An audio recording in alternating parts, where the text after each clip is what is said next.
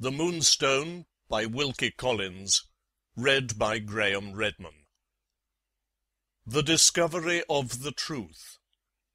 Fourth narrative, extracted from the Journal of Ezra Jennings.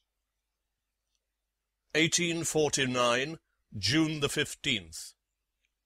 With some interruption from patience, and some interruption from pain, I finished my letter to Miss Verinder in time for today's post. I failed to make it as short a letter as I could have wished, but I think I have made it plain. It leaves her entirely mistress of her own decision. If she consents to assist the experiment, she consents of her own free will, and not as a favour to Mr. Franklin Blake or to me. June the 16th.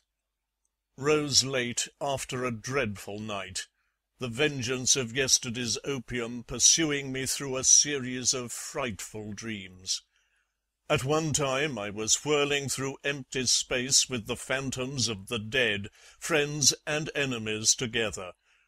At another, the one beloved face which I shall never see again rose at my bedside, hideously phosphorescent in the black darkness, and glared and grinned at me. A slight return of the old pain at the usual time in the early morning was welcome as a change. It dispelled the visions, and it was bearable because it did that. My bad night made it late in the morning before I could get to Mr. Franklin Blake. I found him stretched on the sofa, breakfasting on brandy and soda water and a dry biscuit. "I am beginning as well as you could possibly wish," he said. "A miserable restless night and a total failure of appetite this morning. Exactly what happened last year when I gave up my cigars. The sooner I am ready for my second dose of laudanum, the better I shall be pleased." "You shall have it on the earliest possible day," I answered. "In the meantime we must be as careful of your health as we can. If we allow you to become exhausted, we shall fail in that way. You must get an appetite for your dinner. In other words, you must get a ride or a walk this morning in the fresh air." "I will ride, if they can find me a horse here. By the by, I wrote to Mr. Brough yesterday. Have you written to Miss Verinder?" "Yes, by last night's post." "Very good. We shall have some news worth hearing to tell each other tomorrow. Don't go yet. I have a word to say to you. You appeared to think yesterday that our experiment with the opium was not likely to be viewed very favourably by some of my friends. You were quite right. I call old Gabriel Betteridge one of my friends, and you will be amused to hear that he protested strongly when I saw him yesterday. You have done a wonderful number of foolish things in the course of your life, Mr. Franklin, but this tops them all. There is Betteridge's opinion. You will make allowance for his prejudices, I am sure, if you and he happen to meet." I left Mr. Blake to go my rounds among my patients, feeling the better and the happier even for the short interview that I had had with him. What is the secret of the attraction that there is for me in this man? Does it only mean that I feel the contrast between the frankly kind manner in which he has allowed me to become acquainted with him, and the merciless dislike and distrust with which I am met by other people? Or is there really something in him which answers to the yearning that I have for a little human sympathy, the yearning which has survived the solitude and persecution of many years, which seems to grow keener and keener as the time comes nearer and nearer when I shall endure and feel no more? How useless to ask these questions! Mr. Blake has given me a new interest in life. Let that be enough, without seeking to know what the new interest is. June the 17th. Before breakfast this morning Mr. Candy informed me that he was going away for a fortnight on a visit to a friend in the south of England. He gave me as many special directions, poor fellow, about the patients, as if he still had the large practice which he possessed before he was taken ill. The practice is worth little enough now.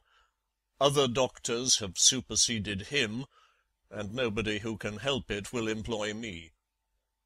It is perhaps fortunate that he is to be away just at this time.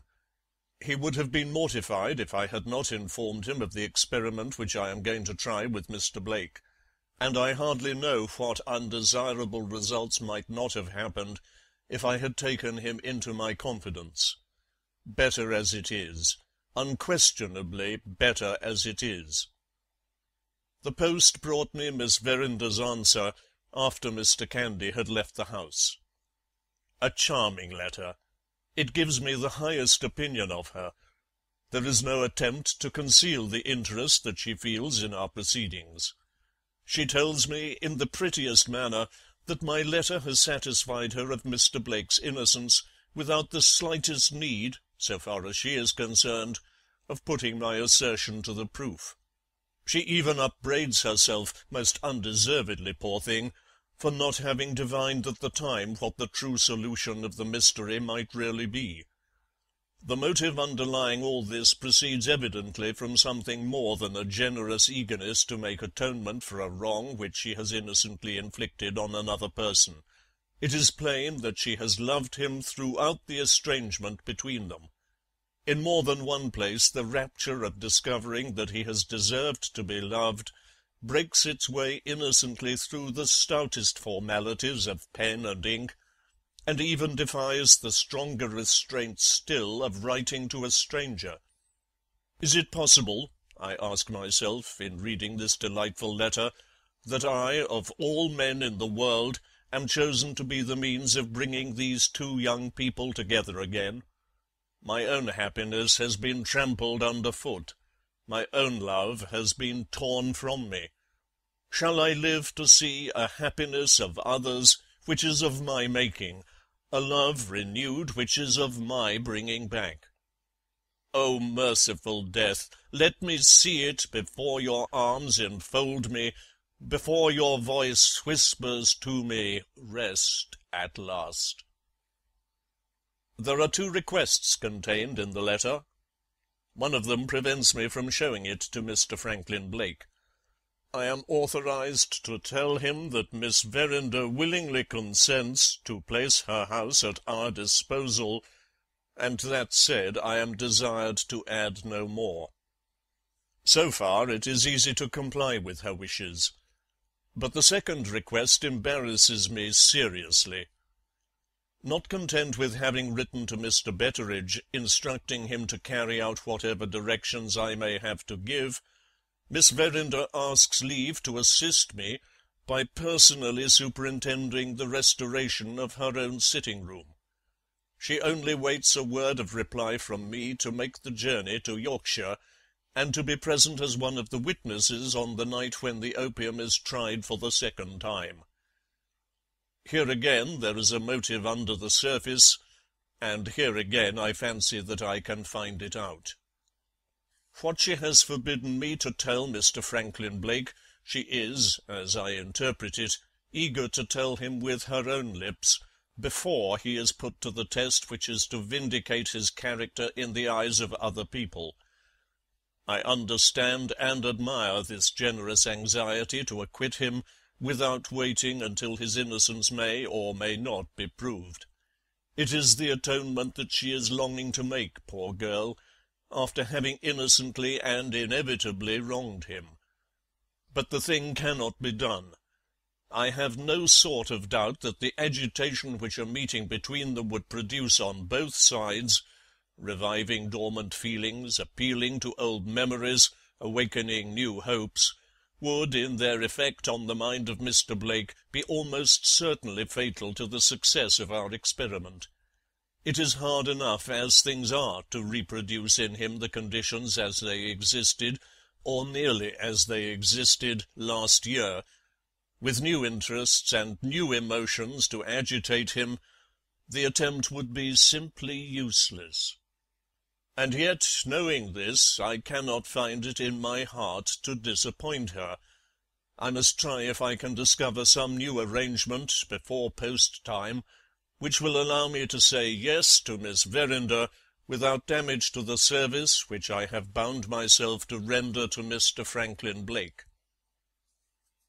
2 o'clock. I have just returned from my round of medical visits, having begun, of course, by calling at the hotel. Mr. Blake's report of the night is the same as before. He has had some intervals of broken sleep, and no more. But he feels it less to-day, having slept after yesterday's dinner. This after-dinner sleep is the result, no doubt, of the ride which I advised him to take. I fear I shall have to curtail his restorative exercise in the fresh air. He must not be too well, he must not be too ill. It is a case, as a sailor would say, of very fine steering.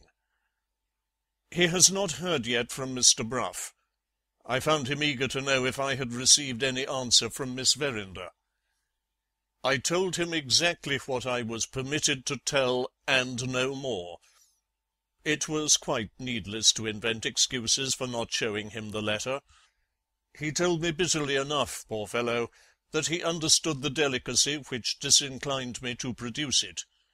She consents, of course, as a matter of common courtesy and common justice, he said, but she keeps her own opinion of me, and waits to see the result. I was sorely tempted to hint that he was now wronging her as she had wronged him. On reflection, I shrank from forestalling her in the double luxury of surprising and forgiving him. My visit was a very short one. After the experience of the other night, I have been compelled once more to give up my dose of opium. As a necessary result, the agony of the disease that is in me has got the upper hand again.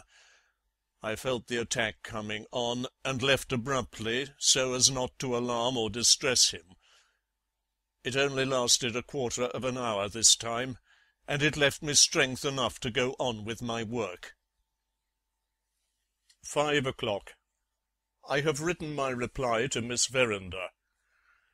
The arrangement I have proposed reconciles the interests on both sides, if she will only consent to it. After first stating the objections that there are to a meeting between Mr. Blake and herself before the experiment is tried, I have suggested that she should so time her journey as to arrive at the house privately on the evening when we make the attempt. Travelling by the afternoon train from London, she would delay her arrival until 9 o'clock. At that hour I have undertaken to see Mr. Blake safely into his bedchamber, and so to leave Miss Verinder free to occupy her own rooms until the time comes for administering the laudanum. When that has been done, there can be no objection to her watching the result with the rest of us. On the next morning she shall show Mr. Blake, if she likes, her correspondence with me, and shall satisfy him in that way that he was acquitted in her estimation before the question of his innocence was put to the proof. In that sense I have written to her. This is all that I can do to-day. To-morrow I must see Mr. Betteridge, and give the necessary directions for reopening the house. June the 18th. Late again in calling on Mr. Franklin Blake. More of that horrible pain in the early morning, followed this time by complete prostration for some hours. I foresee, in spite of the penalties which it exacts from me, that I shall have to return to the opium for the 100th time. If I had only myself to think of, I should prefer the sharp pains to the frightful dreams. But the physical suffering exhausts me. If I let myself sink, it may end in my becoming useless to Mr. Blake at the time when he wants me most. It was nearly 1 o'clock before I could get to the hotel to-day. The visit, even in my shattered condition, proved to be a most amusing one, thanks entirely to the presence on the scene of Gabriel Betteridge. I found him in the room when I went in. He withdrew to the window and looked out, while I put my first customary question to my patient. Mr. Blake had slept badly again, and he felt the loss of rest this morning more than he had felt it yet. I asked next if he had heard from Mr. Brough. A letter had reached him that morning. Mr. Brough expressed the strongest disapproval of the course which his friend and client was taking under my advice. It was mischievous, for it excited hopes that might never be realized. It was quite unintelligible to his mind, except that it looked like a piece of trickery akin to the trickery of mesmerism, clairvoyance, and the like. It unsettled Miss Verinder's house, and it would end in unsettling Miss Verinder herself. He had put the case, without mentioning names, to an eminent physician, and the eminent physician had smiled, had shaken his head, and had said nothing. On these grounds Mr. Brough entered his protest, and left it there. My next inquiry related to the subject of the diamond. Had the lawyer produced any evidence to prove that the jewel was in London? No, the lawyer had simply declined to discuss the question. He was himself satisfied that the Moonstone had been pledged to Mr. Luker. His eminent absent friend, Mr. Murthwaite, whose consummate knowledge of the Indian character no one could deny, was satisfied also. Under these circumstances, and with the many demands already made on him, he must decline entering into any disputes on the subject of evidence. Time would show, and Mr. Brough was willing to wait for time. It was quite plain, even if Mr. Blake had not made it plainer still by reporting the substance of the letter instead of reading what was actually written, that distrust of me was at the bottom of all this. Having myself foreseen that result, I was neither mortified nor surprised. I asked Mr. Blake if his friend's protest had shaken him. He answered emphatically that it had not produced the slightest effect on his mind. I was free after that to dismiss Mr. Brough from consideration, and I did dismiss him accordingly. A pause in the talk between us followed, and Gabriel Betteredge came out from his retirement at the window. "Can you favour me with your attention, sir?" he inquired, addressing himself to me. "I am quite at your service," I answered. Betteredge took a chair and seated himself at the table.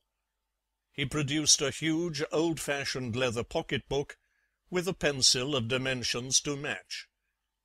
Having put on his spectacles, he opened the pocket-book at a blank page, and addressed himself to me once more. "I have lived," said Betteredge, looking at me sternly, "nigh on 50 years in the service of my late lady. I was page-boy before that, in the service of the old lord, her father. I am now somewhere between 70 and 80 years of age, never mind exactly where. I am reckoned to have got as pretty a knowledge and experience of the world as most men. And what does it all end in? It ends, Mr. Ezra Jennings, in a conjuring trick being performed on Mr. Franklin Blake by a doctor's assistant with a bottle of laudanum, and by the living jingo I'm appointed, in my old age, to be conjurer's boy." Mr. Blake burst out laughing. I attempted to speak. Betteredge held up his hand in token that he had not done yet. "Not a word, Mr. Jennings," he said. "It don't want a word, sir, from you. I have got my principles, thank God. If an order comes to me, which is own brother to an order come from Bedlam, it don't matter. So long as I get it from my master or mistress, as the case may be, I obey it. I may have my own opinion, which is also, you will please to remember, the opinion of Mr. Brough, the great Mr. Brough," said Betteredge, raising his voice and shaking his head at me solemnly. "It don't matter. I withdraw my opinion for all that. My young lady says, 'Do it,' and I say, 'Miss, it shall be done.' Here I am with my book and my pencil, the latter not pointed so well as I could wish, but when Christians take leave of their senses, who is to expect that pencils will keep their points? Give me your orders, Mr. Jennings. I'll have them in writing, sir. I'm determined not to be behind 'em or before 'em by so much as a hair's breadth. I'm a blind agent. That's what I am, a blind agent," repeated Betteridge, with infinite relish of his own description of himself. "I am very sorry," I began, "that you and I don't agree." "Don't bring me into it," interposed Betteridge. "This is not a matter of agreement, it's a matter of obedience. Issue your directions, sir, issue your directions." Mr. Blake made me a sign to take him at his word. I issued my directions as plainly and as gravely as I could. "I wish certain parts of the house to be reopened," I said, "and to be furnished exactly as they were furnished at this time last year." Betteridge gave his imperfectly pointed pencil a preliminary lick with his tongue. "Name the parts, Mr. Jennings," he said loftily. "First, the inner hall leading to the chief staircase." "First, the inner hall," Betteridge wrote. "Impossible to furnish that, sir, as it was furnished last year, to begin with." "Why?" "Because there was a stuffed buzzard, Mr. Jennings, in the hall last year. When the family left, the buzzard was put away with the other things. When the buzzard was put away, he burst." "We will accept the buzzard, then." Betteridge took a note of the exception. "The inner hall to be furnished again, as furnished last year, a burst buzzard alone excepted. Please to go on, Mr. Jennings." "The carpet to be laid down on the stairs as before." "The carpet to be laid down on the stairs as before." "Sorry to disappoint you, sir, but that can't be done either." "Why not?" "Because the man who laid that carpet down is dead, Mr. Jennings, and the like of him for reconciling together a carpet and a corner is not to be found in all England, look where you may." "Very well, we must try the next best man in England." Betteridge took another note, and I went on issuing my directions. "Miss Verinder's sitting-room to be restored exactly to what it was last year, also the corridor leading from the sitting-room to the first landing, also the second corridor leading from the second landing to the best bedrooms, also the bedroom occupied last June by Mr. Franklin Blake." Betteridge's blunt pencil followed me conscientiously word by word. "Go on, sir," he said with sardonic gravity. "There's a deal of writing left in the point of this pencil yet." I told him that I had no more directions to give. "Sir," said Betteridge, "in that case I have a point or two to put on my own behalf." He opened the pocket-book at a new page and gave the inexhaustible pencil another preliminary lick. "I wish to know," he began, "whether I may or may not wash my hands—" "You may decidedly," said Mr. Blake. "I'll ring for the waiter." "Of certain responsibilities," pursued Betteridge, impenetrably declining to see anybody in the room but himself and me. "As to Miss Verinder's sitting-room to begin with. When we took up the carpet last year, Mr. Jennings, we found a surprising quantity of pins. Am I responsible for putting back the pins?" "Certainly not." Betteridge made a note of that concession on the spot. "As to the first corridor next," he resumed, "when we moved the ornaments in that part, we moved a statue of a fat naked child, profanely described in the catalogue of the house as Cupid, god of love. He had 2 wings last year, in the fleshy part of his shoulders. My eye being off him, for the moment he lost one of them. Am I responsible for Cupid's wing?" I made another concession, and Betteredge made another note. "As to the second corridor," he went on, "there having been nothing in it last year but the doors of the rooms, to every one of which I can swear, if necessary, my mind is easy, I admit, respecting that part of the house only. But as to Mr. Franklin's bedroom, if that is to be put back to what it was before, I want to know who is responsible for keeping it in a perpetual state of litter, no matter how often it may be set right. His trousers here, his towels there, and his French novels everywhere. I say, who is responsible for untidying the tidiness of Mr. Franklin's room, him or me?" Mr. Blake declared that he would assume the whole responsibility with the greatest pleasure. Betteredge obstinately declined to listen to any solution of the difficulty without first referring it to my sanction and approval. I accepted Mr. Blake's proposal, and Betteredge made a last entry in the pocket-book to that effect. "Look in when you like, Mr. Jennings, beginning from to-morrow," he said, getting on his legs. "You will find me at work, with the necessary persons to assist me. I respectfully beg to thank you, sir, for overlooking the case of the stuffed buzzard, and the other case of the Cupid's wing, as also for permitting me to wash my hands of all responsibility in respect of the pins on the carpet and the litter in Mr. Franklin's room. Speaking as a servant, I am deeply indebted to you. Speaking as a man, I consider you to be a person whose head is full of maggots, and I take up my testimony against your experiment as a delusion and a snare.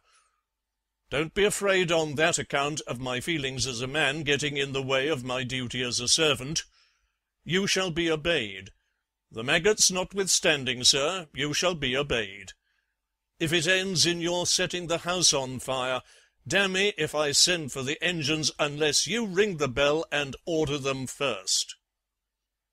With that farewell assurance he made me a bow and walked out of the room. "Do you think we can depend on him?" I asked. "Implicitly," answered Mr. Blake.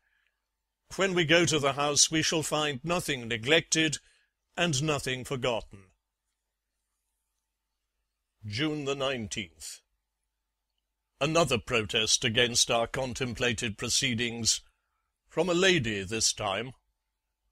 The morning's post brought me 2 letters, one from Miss Verinder, consenting in the kindest manner to the arrangement that I have proposed, the other from the lady under whose care she is living, one Mrs. Merridew.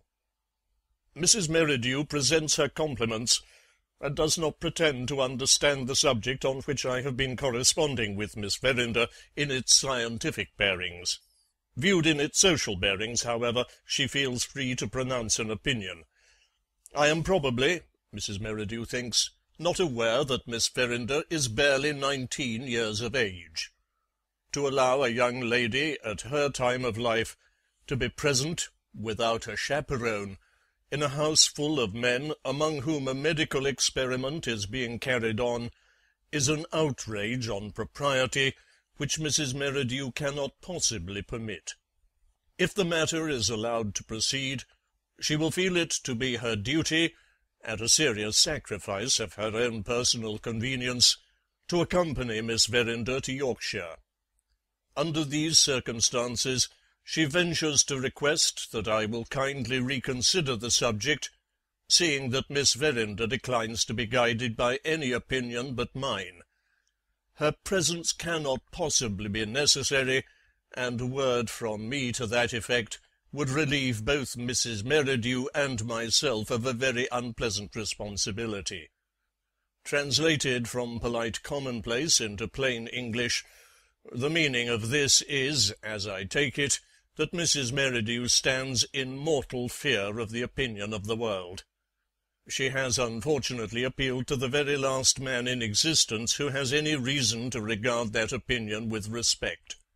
I won't disappoint Miss Verinder, and I won't delay a reconciliation between two young people who love each other and who have been parted too long already.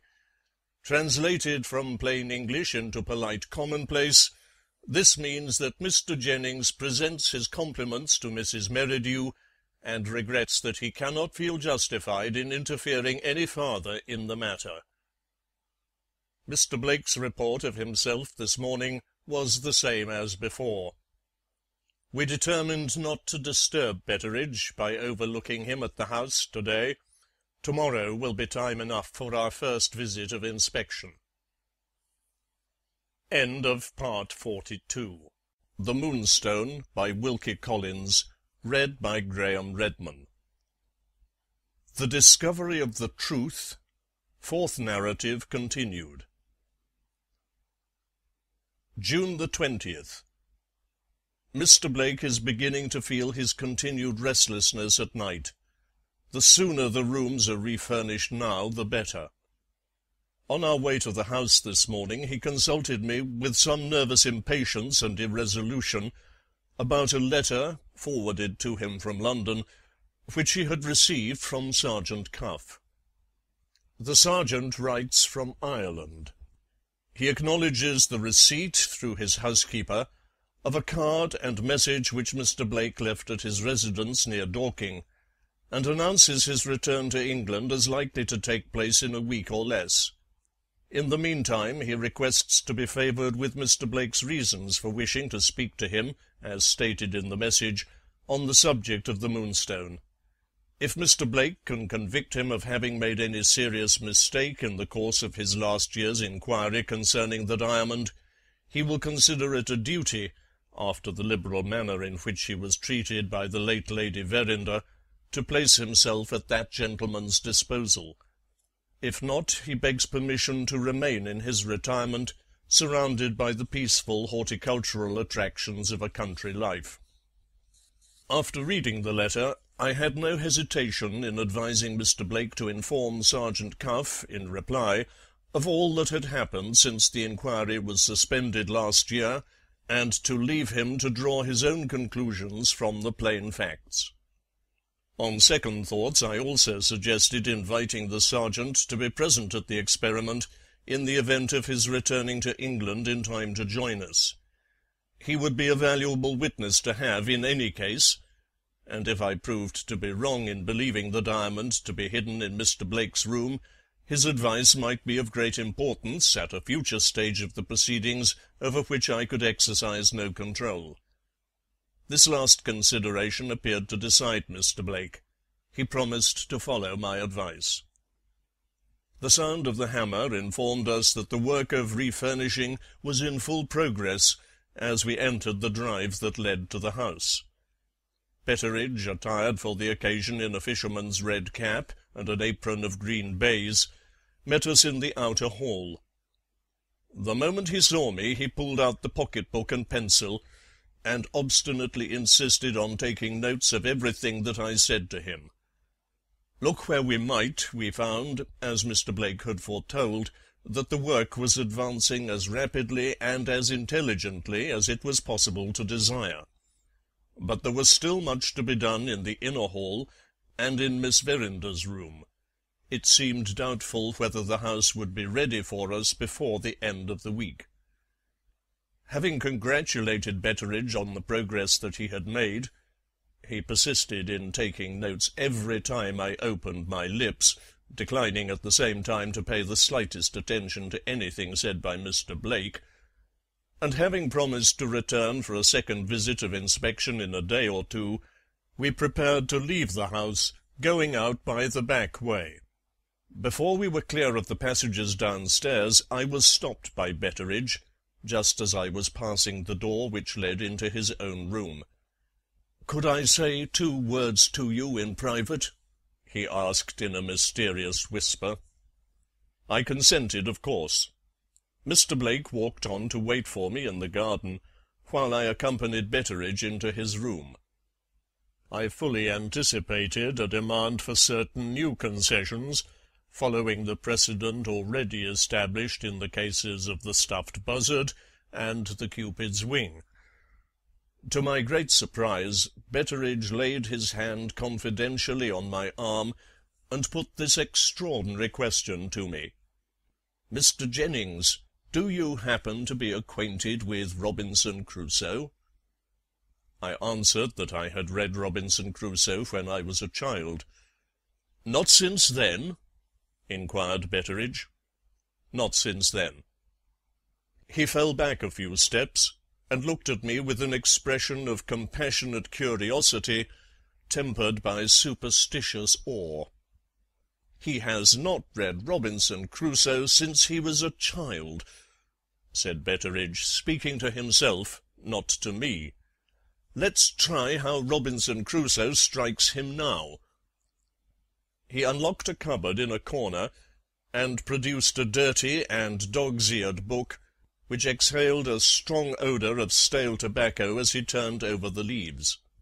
Having found a passage of which he was apparently in search, he requested me to join him in the corner, still mysteriously confidential and still speaking under his breath. "In respect to this hocus-pocus of yours, sir, with the laudanum and Mr. Franklin Blake," he began, "while the work-people are in the house, my duty as a servant gets the better of my feelings as a man. When the work-people are gone, my feelings as a man get the better of my duty as a servant. Very good. Last night, Mr. Jennings, it was borne in powerfully on my mind that this new medical enterprise of yours would end badly. If I had yielded to that secret dictate, I should have put all the furniture away again with my own hand, and have warned the workmen off the premises when they came the next morning." "I am glad to find from what I have seen upstairs," I said, "that you resisted the secret dictate." "Resisted isn't the word," answered Betteridge. "Rustled is the word. I rustled, sir, between the silent orders in my bosom pulling me one way, and the written orders in my pocket-book pushing me the other, until, saving your presence, I was in a cold sweat. In that dreadful perturbation of mind and laxity of body, to what remedy did I apply? To the remedy, sir, which has never failed me yet for the last 30 years and more, to this book." He hit the book a sounding blow with his open hand, and struck out of it a stronger smell of stale tobacco than ever. "What did I find here?" pursued Betteridge. "At the first page I opened. This awful bit, sir, page 178, as follows. Upon these and many like reflections I afterwards made it a certain rule with me that whenever I found those secret hints or pressings of my mind to doing or not doing anything that presented, or to going this way or that way, I never failed to obey the secret dictate. As I live by bread, Mr. Jennings, those were the first words that met my eye, exactly at the time when I myself was setting the secret dictate at defiance. You don't see anything at all out of the common in that, do you, sir?" "I see a coincidence, nothing more." "You don't feel at all shaken, Mr. Jennings, in respect to this medical enterprise of yours?" "Not the least in the world." Betteridge stared hard at me in dead silence. He closed the book with great deliberation. He locked it up again in the cupboard with extraordinary care. He wheeled round and stared hard at me once more. Then he spoke. "Sir," he said gravely, "there are great allowances to be made for a man who has not read Robinson Crusoe since he was a child. I wish you good morning." He opened his door with a low bow, and left me at liberty to find my own way into the garden. I met Mr. Blake returning to the house. "You needn't tell me what has happened," he said. "Betteridge has played his last card. He has made another prophetic discovery in Robinson Crusoe. Have you humoured his favourite delusion? No? You have let him see that you don't believe in Robinson Crusoe? Mr. Jennings, you have fallen to the lowest possible place in Betteridge's estimation. Say what you like and do what you like for the future. You will find that he won't waste another word on you now." June the 21st. A short entry must suffice in my journal today. Mr. Blake has had the worst night that he has passed yet. I have been obliged, greatly against my will, to prescribe for him. Men of his sensitive organization are fortunately quick in feeling the effect of remedial measures. Otherwise I should be inclined to fear that he will be totally unfit for the experiment when the time comes to try it. As for myself, after some little remission of my pains for the last 2 days, I had an attack this morning, of which I shall say nothing but that it has decided me to return to the opium.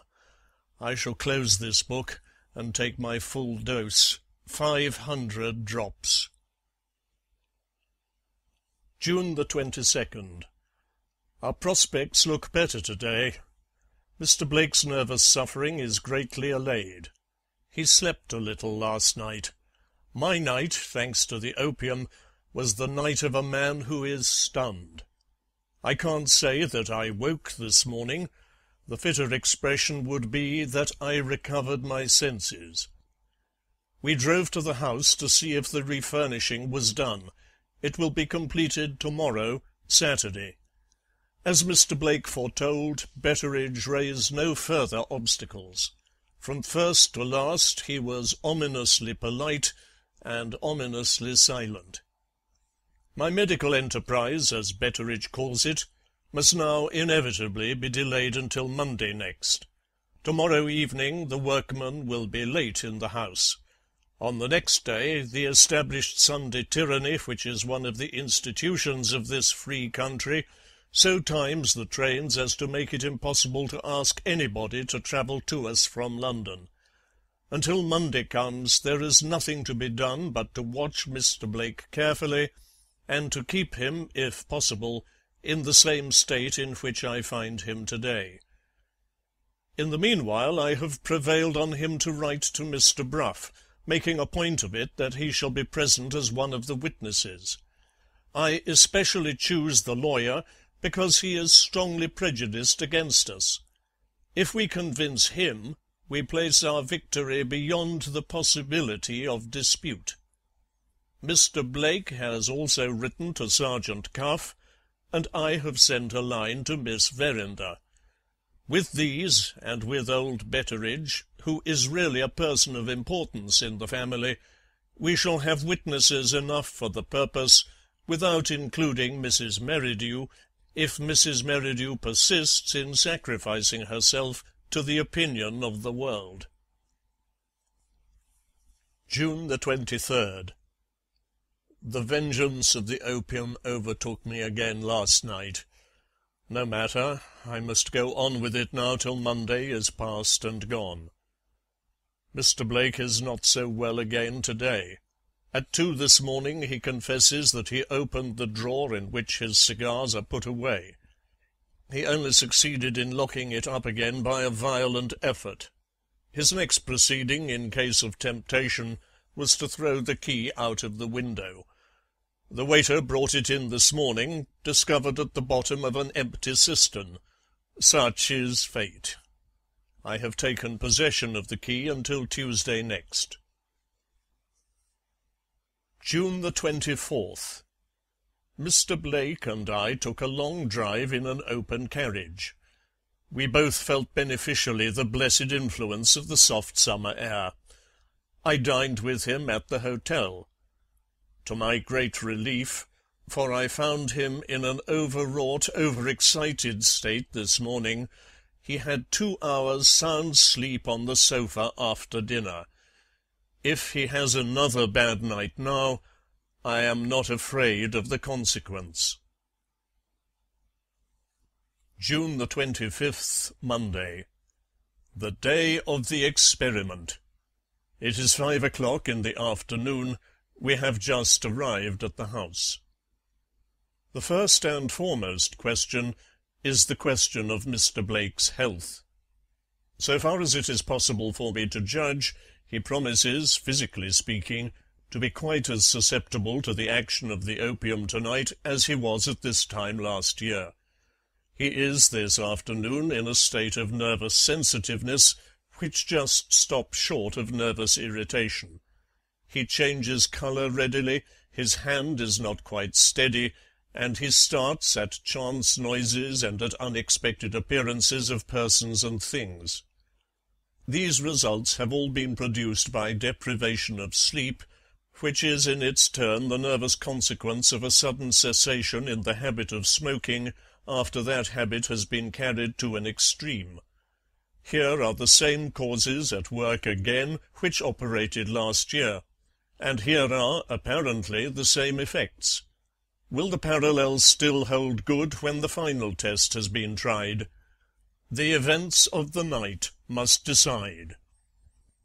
While I write these lines, Mr. Blake is amusing himself at the billiard table in the inner hall, practising different strokes in the game, as he was accustomed to practise them when he was a guest in this house in June last.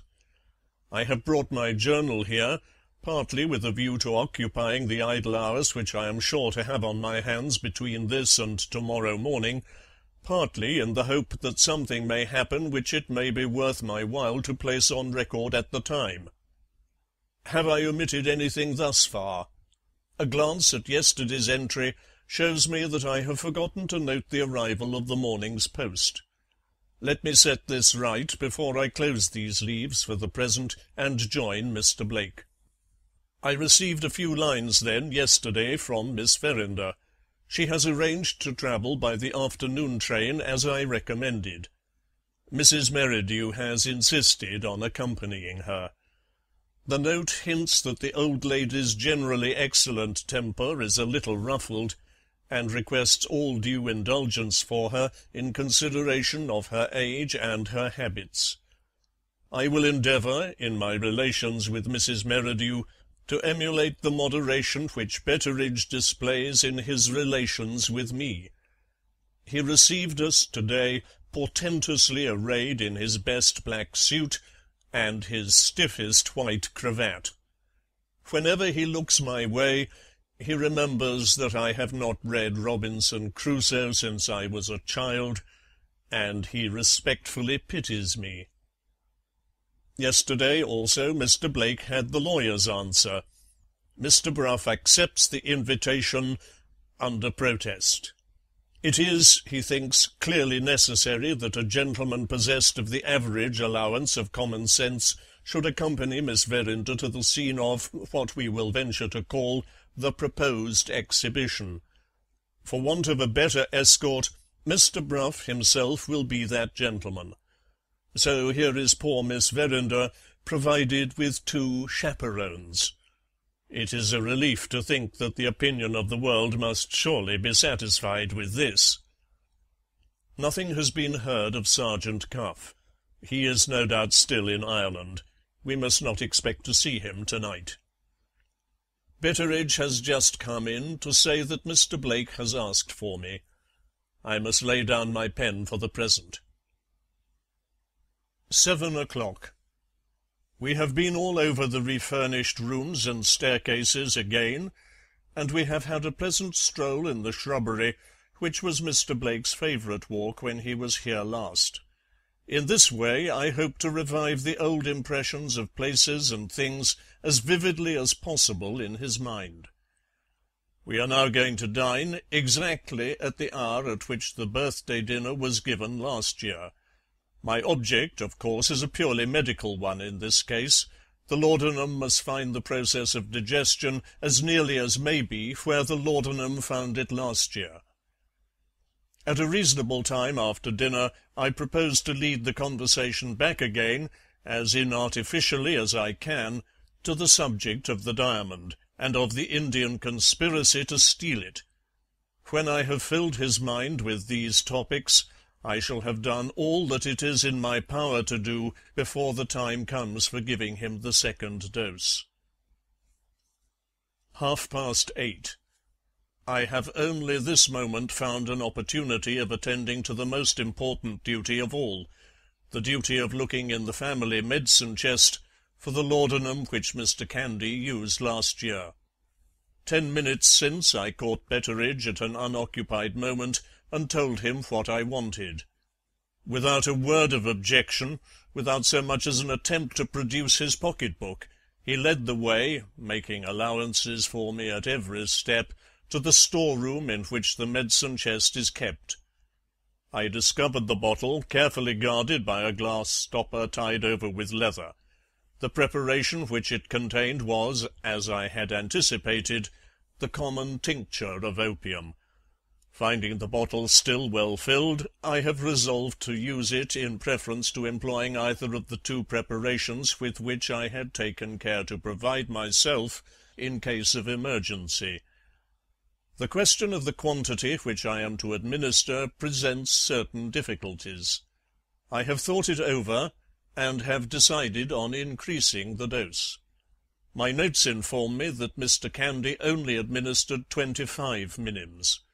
This is a small dose to have produced the results which followed, even in the case of a person so sensitive as Mr. Blake. I think it highly probable that Mr. Candy gave more than he supposed himself to have given, knowing, as I do, that he has a keen relish of the pleasures of the table, and that he measured out the laudanum on the birthday after dinner. In any case, I shall run the risk of enlarging the dose to 40 minims. On this occasion Mr. Blake knows beforehand that he is going to take the laudanum, which is equivalent, physiologically speaking, to his having, unconsciously to himself, a certain capacity in him to resist the effects. If my view is right, a larger quantity is therefore imperatively required this time to repeat the results which the smaller quantity produced last year. 10 o'clock. The witnesses, or the company, which shall I call them, reached the house an hour since. A little before 9 o'clock I prevailed on Mr. Blake to accompany me to his bedroom, stating as a reason that I wished him to look round it for the last time, in order to make quite sure that nothing had been forgotten in the refurnishing of the room. I had previously arranged with Betteridge that the bedchamber prepared for Mr. Bruff should be the next room to Mr. Blake's, and that I should be informed of the lawyer's arrival by a knock at the door. 5 minutes after the clock in the hall had struck 9, I heard the knock, and, going out immediately, met Mr. Bruff in the corridor. My personal appearance, as usual, told against me. Mr. Bruff's distrust looked at me plainly enough out of Mr. Bruff's eyes. Being well used to producing this effect on strangers, I did not hesitate a moment in saying what I wanted to say before the lawyer found his way into Mr. Blake's room. "You have travelled here, I believe, in company with Mrs. Merridew and Miss Verinder," I said. "Yes," answered Mr. Bruff, as dryly as might be. "Miss Verinder has probably told you that I wish her presence in the house, and Mrs. Merridew's presence, of course, to be kept a secret from Mr. Blake until my experiment on him has been tried first."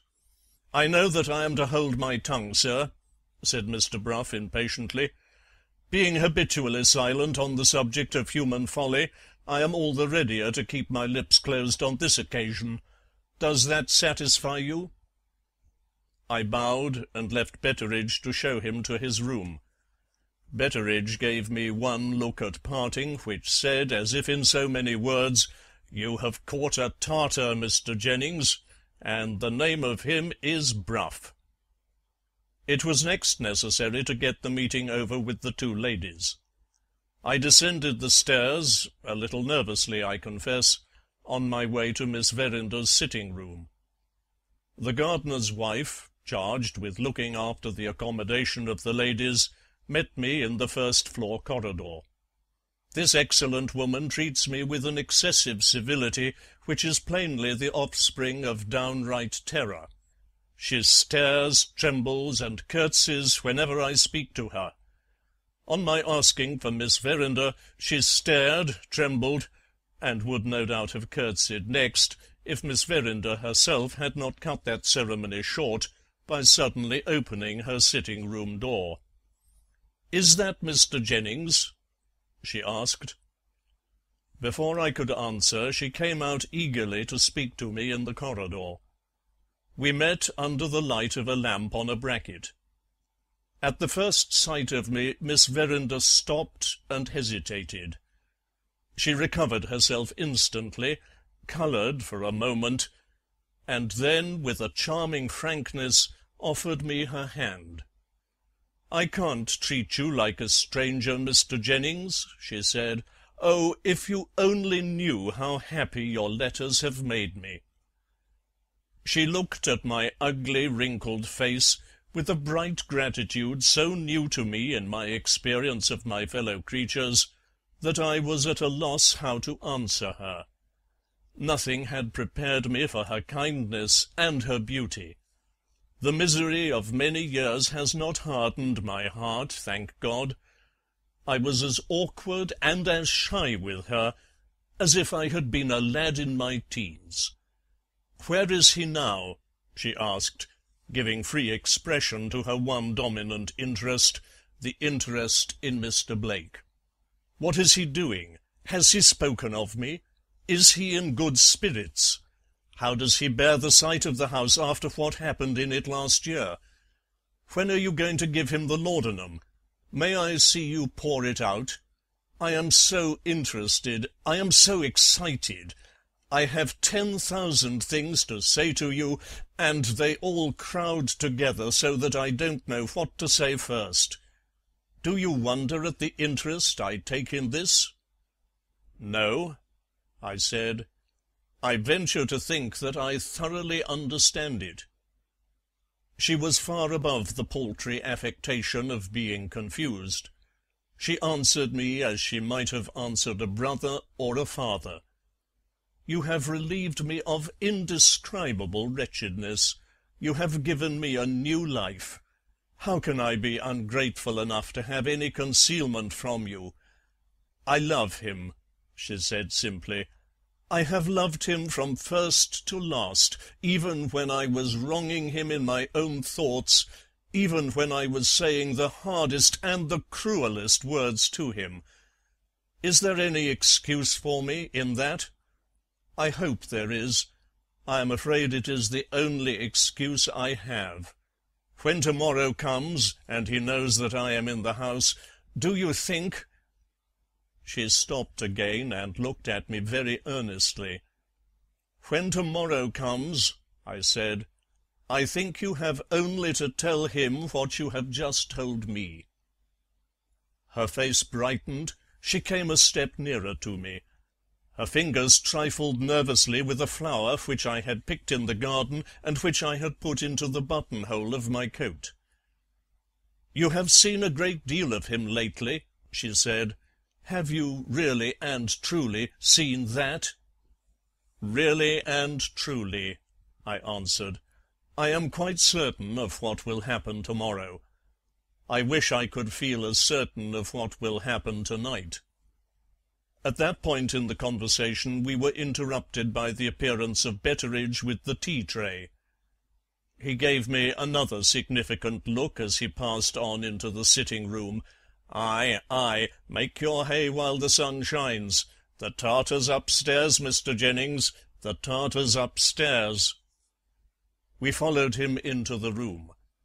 A little old lady in a corner, very nicely dressed, and very deeply absorbed over a smart piece of embroidery, dropped her work in her lap, and uttered a faint little scream at the first sight of my gipsy complexion and my piebald hair. "Mrs. Merridew," said Miss Verinder, "this is Mr. Jennings."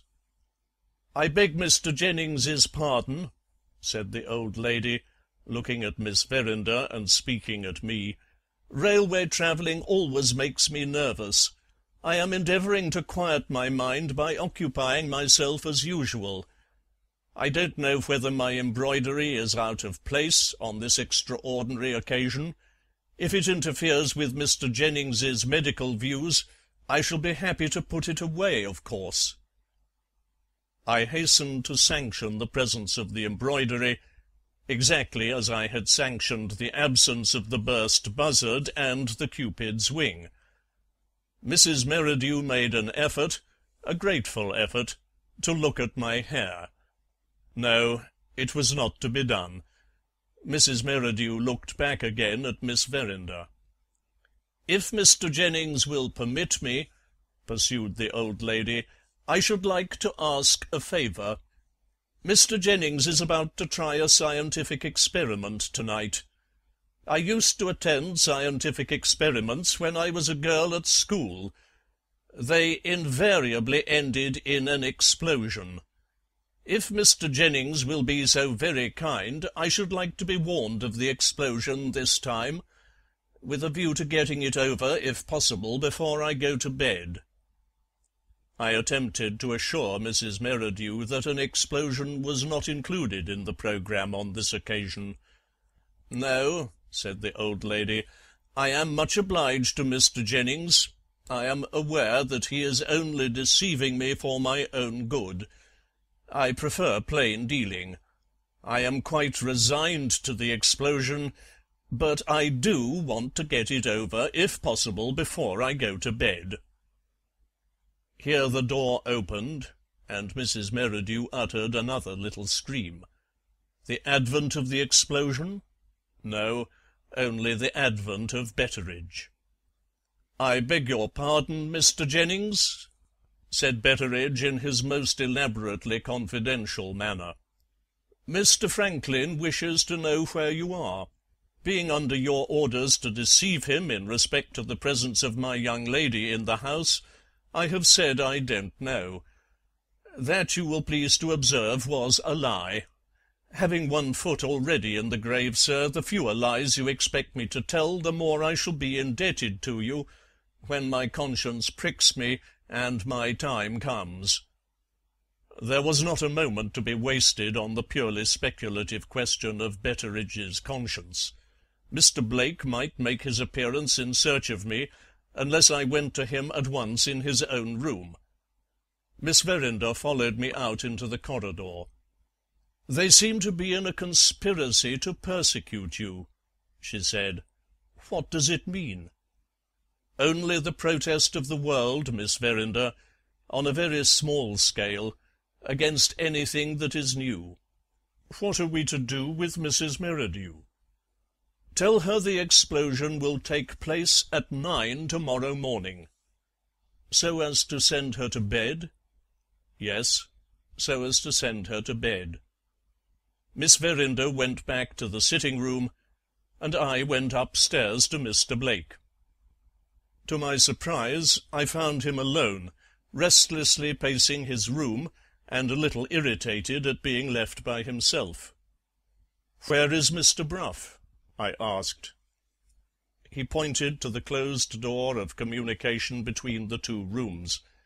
Mr. Brough had looked in on him for a moment, had attempted to renew his protest against our proceedings, and had once more failed to produce the smallest impression on Mr. Blake. Upon this the lawyer had taken refuge in a black leather bag, filled to bursting with professional papers. "The serious business of life," he admitted, "was sadly out of place on such an occasion as the present, but the serious business of life must be carried on for all that. Mr. Blake would perhaps kindly make allowance for the old-fashioned habits of a practical man. Time was money, and, as for Mr. Jennings, he might depend on it that Mr. Brough would be forthcoming when called upon." With that apology the lawyer had gone back to his own room, and had immersed himself obstinately in his black bag. I thought of Mrs. Merridew and her embroidery, and of Betteridge and his conscience. There is a wonderful sameness in the solid side of the English character, just as there is a wonderful sameness in the solid expression of the English face. "When are you going to give me the laudanum?" asked Mr. Blake impatiently. "You must wait a little longer," I said. "I will stay and keep you company till the time comes." It was then not 10 o'clock. Inquiries which I had made at various times of Betteridge and Mr. Blake had led me to the conclusion that the dose of laudanum given by Mr. Candy could not possibly have been administered before 11. I had accordingly determined not to try the second dose until that time. We talked a little, but both our minds were preoccupied by the coming ordeal. The conversation soon flagged, then dropped altogether. Mr. Blake idly turned over the books on his bedroom table. I had taken the precaution of looking at them when we first entered the room. The Guardian, the Tatler, Richardson's Pamela, Mackenzie's Man of Feeling, Roscoe's Lorenzo de' Medici, and Robertson's Charles V, all classical works, all, of course, immeasurably superior to anything produced in later times, and all, from my present point of view, possessing the one great merit of enchaining nobody's interest and exciting nobody's brain. I left Mr. Blake to the composing influence of standard literature, and occupied myself in making this entry in my journal. My watch informs me that it is close on 11 o'clock. I must shut up these leaves once more. End of Part 43. The Moonstone by Wilkie Collins. Read by Graham Redman. The Discovery of the Truth. Fourth narrative continued. 2 o'clock a.m. The experiment has been tried. With what result I am now to describe. At 11 o'clock I rang the bell for Betteridge, and told Mr. Blake that he might at last prepare himself for bed. I looked out of the window at the night. It was mild and rainy, resembling in this respect the night of the birthday, the 21st of June last year.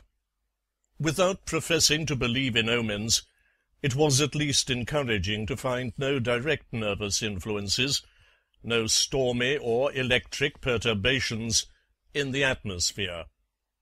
Betteridge joined me at the window, and mysteriously put a little slip of paper into my hand.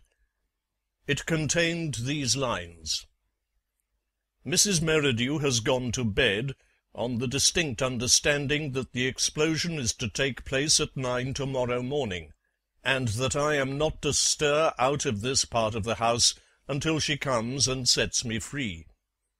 She has no idea that the chief scene of the experiment is my sitting-room, or she would have remained in it for the whole night.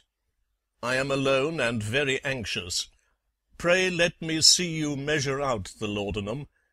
I want to have something to do with it, even in the unimportant character of a mere looker-on. R.V." I followed Betteridge out of the room, and told him to remove the medicine chest into Miss Verinder's sitting-room. The order appeared to take him completely by surprise. He looked as if he suspected me of some occult medical design on Miss Verinder. "Might I presume to ask," he said, "what my young lady and the medicine chest have got to do with each other?" "Stay in the sitting-room, and you will see." Betteridge appeared to doubt his own unaided capacity to superintend me effectually on an occasion when a medicine chest was included in the proceedings. "Is there any objection, sir," he asked, "to taking Mr. Bruff into this part of the business?" "Quite the contrary. I am now going to ask Mr. Bruff to accompany me downstairs." Betteridge withdrew to fetch the medicine chest without another word. I went back into Mr. Blake's room and knocked at the door of communication. Mr. Bruff opened it with his papers in his hand, immersed in law, impenetrable to medicine. "I am sorry to disturb you," I said, "but I am going to prepare the laudanum for Mr. Blake, and I must request you to be present and to see what I do." "Yes," said Mr. Bruff, with 9/10 of his attention riveted on his papers. and with 1/10 unwillingly accorded to me. Anything else? I must trouble you to return here with me and to see me administer the dose. Anything else? One thing more. I must put you to the inconvenience of remaining in Mr. Blake's room, and of waiting to see what happens." "Oh, very good," said Mr. Brough. "My room or Mr. Blake's room, it doesn't matter which. I can go on with my papers anywhere. Unless you object, Mr. Jennings, to my importing that amount of common sense into the proceedings?" Before I could answer, Mr. Blake addressed himself to the lawyer, speaking from his bed. "Do you really mean to say that you don't feel any interest in what we are going to do?" he asked. "Mr. Brough, you have no more imagination than a cow." "A cow is a very useful animal, Mr. Blake," said the lawyer. With that reply he followed me out of the room, still keeping his papers in his hand. We found Miss Verinder, pale and agitated, restlessly pacing her sitting-room from end to end. At a table in a corner stood Betteridge, on guard over the medicine chest. Mr. Brough sat down on the first chair that he could find, and, emulating the usefulness of the cow, plunged back again into his papers on the spot. Miss Verinder drew me aside, and reverted instantly to her one all-absorbing interest, her interest in Mr. Blake. "How is he now?" she asked. "Is he nervous? Is he out of temper? Do you think it will succeed? Are you sure it will do no harm?" "Quite sure. Come and see me measure it out." "One moment. It is past 11 now. How long will it be before anything happens?" "It is not easy to say. An hour, perhaps." "I suppose the room must be dark, as it was last year?" "Certainly." "I shall wait in my bedroom, just as I did before. I shall keep the door a little way open. It was a little way open last year. I will watch the sitting-room door, and the moment it moves I will blow out my light. It all happened in that way on my birthday night. And it must all happen again in the same way, mustn't it? Are you sure you can control yourself, Miss Verinder?" "In his interests I can do anything," she answered fervently. One look at her face told me that I could trust her. I addressed myself again to Mr. Brough. "I must trouble you to put your papers aside for a moment," I said. "Oh, certainly." He got up with a start, as if I had disturbed him at a particularly interesting place, and followed me to the medicine chest. There, deprived of the breathless excitement incidental to the practice of his profession, he looked at Betteridge and yawned wearily. Miss Verinder joined me with a glass jug of cold water, which she had taken from a side table. "Let me pour out the water," she whispered. "I must have a hand in it." I measured out the 40 minims from the bottle, and poured the laudanum into a medicine glass. "Fill it till it is 3 parts full," I said, and handed the glass to Miss Verinder. I then directed Betteridge to lock up the medicine chest, informing him that I had done with it now. A look of unutterable relief overspread the old servant's countenance. He had evidently suspected me of a medical design on his young lady.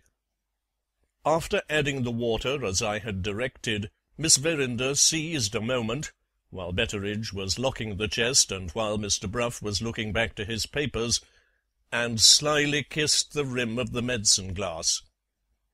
"When you give it to him," said the charming girl, "give it to him on that side." I took the piece of crystal which was to represent the diamond from my pocket, and gave it to her. "You must have a hand in this too," I said. "You must put it where you put the Moonstone last year." She led the way to the Indian cabinet and put the mock diamond into the drawer which the real diamond had occupied on the birthday night. Mr. Brough witnessed this proceeding, under protest, as he had witnessed everything else. But the strong dramatic interest which the experiment was now assuming proved, to my great amusement, to be too much for Betteridge's capacity of self-restraint. His hand trembled as he held the candle, and he whispered anxiously, "Are you sure, miss, it's the right drawer?" I led the way out again, with the laudanum and water in my hand. At the door I stopped to address a last word to Miss Verinder. "Don't be long in putting out the lights," I said.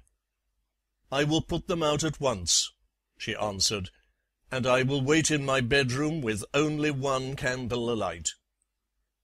She closed the sitting-room door behind us.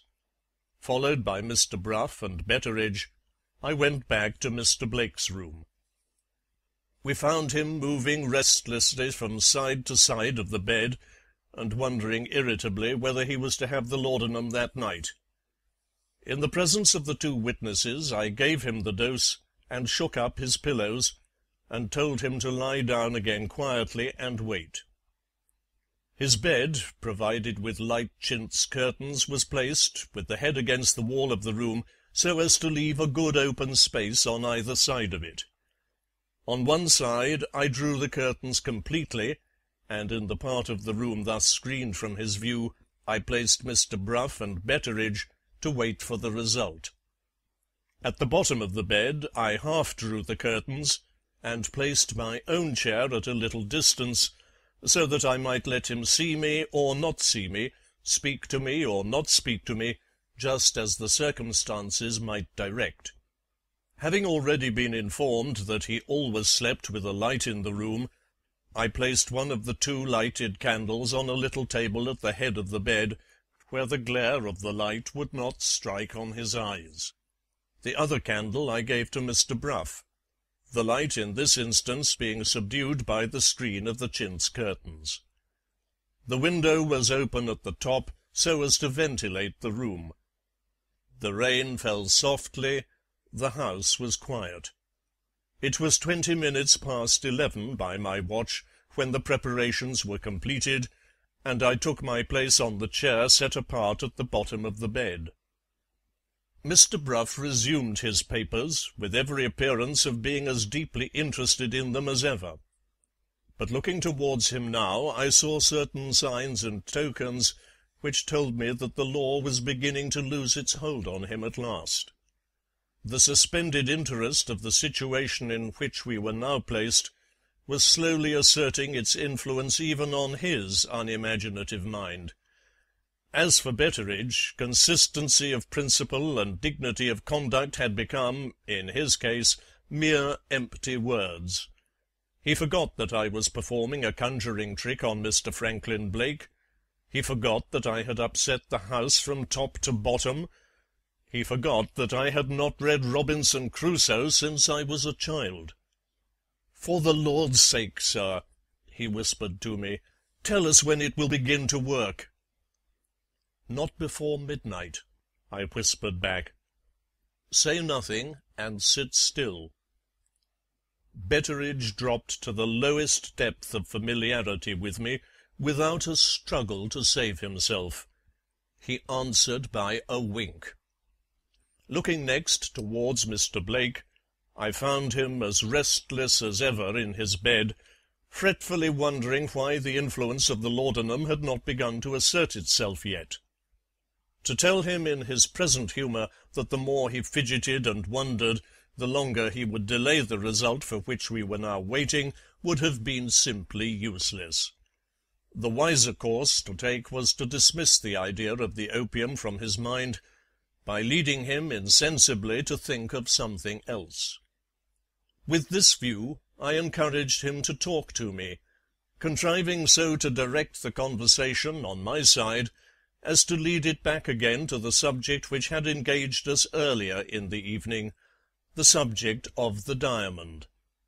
I took care to revert to those portions of the story of the Moonstone which related to the transport of it from London to Yorkshire, to the risk which Mr. Blake had run in removing it from the bank at Frising Hall, and to the unexpected appearance of the Indians at the house on the evening of the birthday. And I purposely assumed, in referring to these events, to have misunderstood much of what Mr. Blake himself had told me a few hours since. In this way I set him talking on the subject with which it was now vitally important to fill his mind, without allowing him to suspect that I was making him talk for a purpose. Little by little he became so interested in putting me right that he forgot to fidget in the bed. His mind was far away from the question of the opium, at the all-important time when his eyes first told me that the opium was beginning to lay its hold on his brain. I looked at my watch. It wanted 5 minutes to 12, when the premonitory symptoms of the working of the laudanum first showed themselves to me. At this time no unpractised eyes would have detected any change in him, but, as the minutes of the new morning wore away, the swiftly subtle progress of the influence began to show itself more plainly. The sublime intoxication of opium gleamed in his eyes. The dew of a stealthy perspiration began to glisten on his face. In 5 minutes more, the talk which he still kept up with me failed in coherence. He held steadily to the subject of the diamond, but he ceased to complete his sentences. A little later the sentences dropped to single words. Then there was an interval of silence. Then he sat up in bed.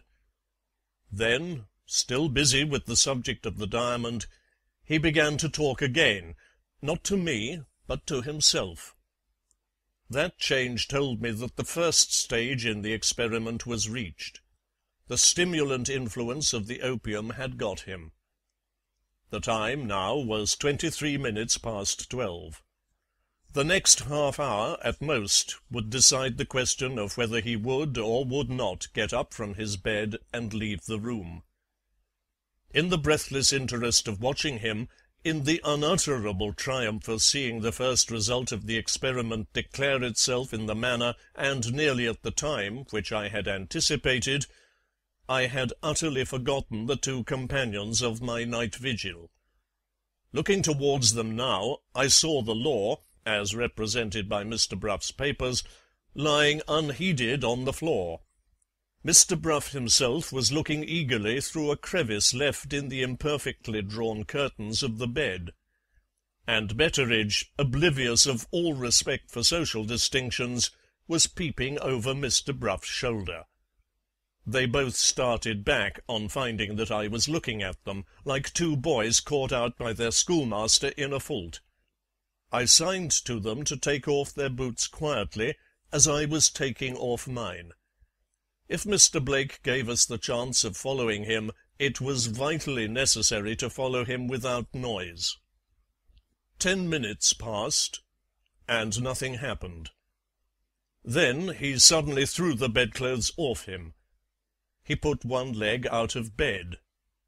He waited. "I wish I had never taken it out of the bank," he said to himself. "It was safe in the bank." My heart throbbed fast, the pulses at my temples beat furiously. The doubt about the safety of the diamond was, once more, the dominant impression in his brain. On that one pivot the whole success of the experiment turned. The prospect thus suddenly opened before me was too much for my shattered nerves. I was obliged to look away from him, or I should have lost my self-control. There was another interval of silence. When I could trust myself to look back at him, he was out of his bed, standing erect at the side of it. The pupils of his eyes were now contracted. His eyeballs gleamed in the light of the candle as he moved his head slowly to and fro. He was thinking, he was doubting. He spoke again. "How do I know?" he said. "The Indians may be hidden in the house." He stopped and walked slowly to the other end of the room. He turned, waited, came back to the bed. "It's not even locked up," he went on. "It's in the drawer of her cabinet, and the drawer doesn't lock." He sat down on the side of the bed. "Anybody might take it," he said. He rose again restlessly and reiterated his first words. "How do I know? The Indians may be hidden in the house." He waited again. I drew back behind the half-curtain of the bed. He looked about the room with a vacant glitter in his eyes. It was a breathless moment. There was a pause of some sort. A pause in the action of the opium? A pause in the action of the brain? Who could tell? Everything depended now on what he did next. He laid himself down again on the bed. A horrible doubt crossed my mind. Was it possible that the sedative action of the opium was making itself felt already? It was not in my experience that it should do this. But what is experience where opium is concerned? There are probably no two men in existence on whom the drug acts in exactly the same manner. Was some constitutional peculiarity in him feeling the influence in some new way? Were we to fail on the very brink of success? No. He got up again abruptly. "How the devil am I to sleep," he said, "with this on my mind?" He looked at the light burning on the table at the head of his bed. After a moment he took the candle in his hand. I blew out the second candle, burning behind the closed curtains. I drew back, with Mr. Brough and Betteridge, into the farthest corner by the bed. I signed to them to be silent, as if their lives had depended on it. We waited, seeing and hearing nothing. We waited, hidden from him by the curtains. The light which he was holding on the other side of us moved suddenly. The next moment he passed us, swift and noiseless, with the candle in his hand. He opened the bedroom door and went out. We followed him along the corridor. We followed him down the stairs. We followed him along the second corridor. He never looked back, he never hesitated. He opened the sitting-room door and went in, leaving it open behind him. The door was hung, like all the other doors in the house, on large old-fashioned hinges. When it was opened, a crevice was opened between the door and the post. I signed to my two companions to look through this, so as to keep them from showing themselves. I placed myself, outside the door also, on the opposite side. A recess in the wall was at my left hand, in which I could instantly hide myself if he showed any signs of looking back into the corridor. He advanced to the middle of the room with the candle still in his hand. He looked about him, but he never looked back. I saw the door of Miss Verinder's bedroom standing ajar. She had put out her light. She controlled herself nobly. The dim white outline of her summer dress was all that I could see. Nobody who had not known it beforehand would have suspected that there was a living creature in the room. She kept back in the dark. Not a word, not a movement escaped her. It was now 10 minutes past 1. I heard, through the dead silence, the soft drip of the rain and the tremulous passage of the night air through the trees. After waiting irresolute for a minute or more in the middle of the room, he moved to the corner near the window where the Indian cabinet stood. He put his candle on the top of the cabinet. He opened and shut one drawer after another until he came to the drawer in which the mock diamond was put. He looked into the drawer for a moment. Then he took the mock diamond out with his right hand. With the other hand he took the candle from the top of the cabinet.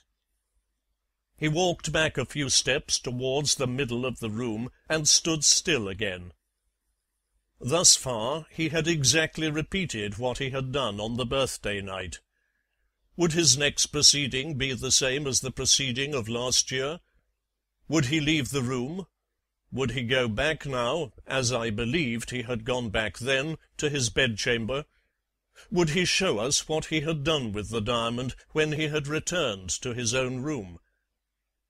His first action, when he moved once more, proved to be an action which he had not performed when he was under the influence of the opium for the first time. He put the candle down on a table and wandered on a little towards the farther end of the room. There was a sofa there. He leaned heavily on the back of it with his left hand, then roused himself and returned to the middle of the room. I could now see his eyes. They were getting dull and heavy, the glitter in them was fast dying out. The suspense of the moment proved too much for Miss Verinder's self-control. She advanced a few steps, then stopped again. Mr. Brough and Betteridge looked across the open doorway at me for the first time. The prevision of a coming disappointment was impressing itself on their minds as well as on mine. Still, so long as he stood where he was, there was hope. We waited in unutterable expectation to see what would happen next. The next event was decisive. He let the mock diamond drop out of his hand. It fell on the floor before the doorway, plainly visible to him and to everyone. He made no effort to pick it up. He looked down at it vacantly, and, as he looked, his head sank on his breast. He staggered, roused himself for an instant, walked back unsteadily to the sofa, and sat down on it. He made a last effort. He tried to rise, and sank back.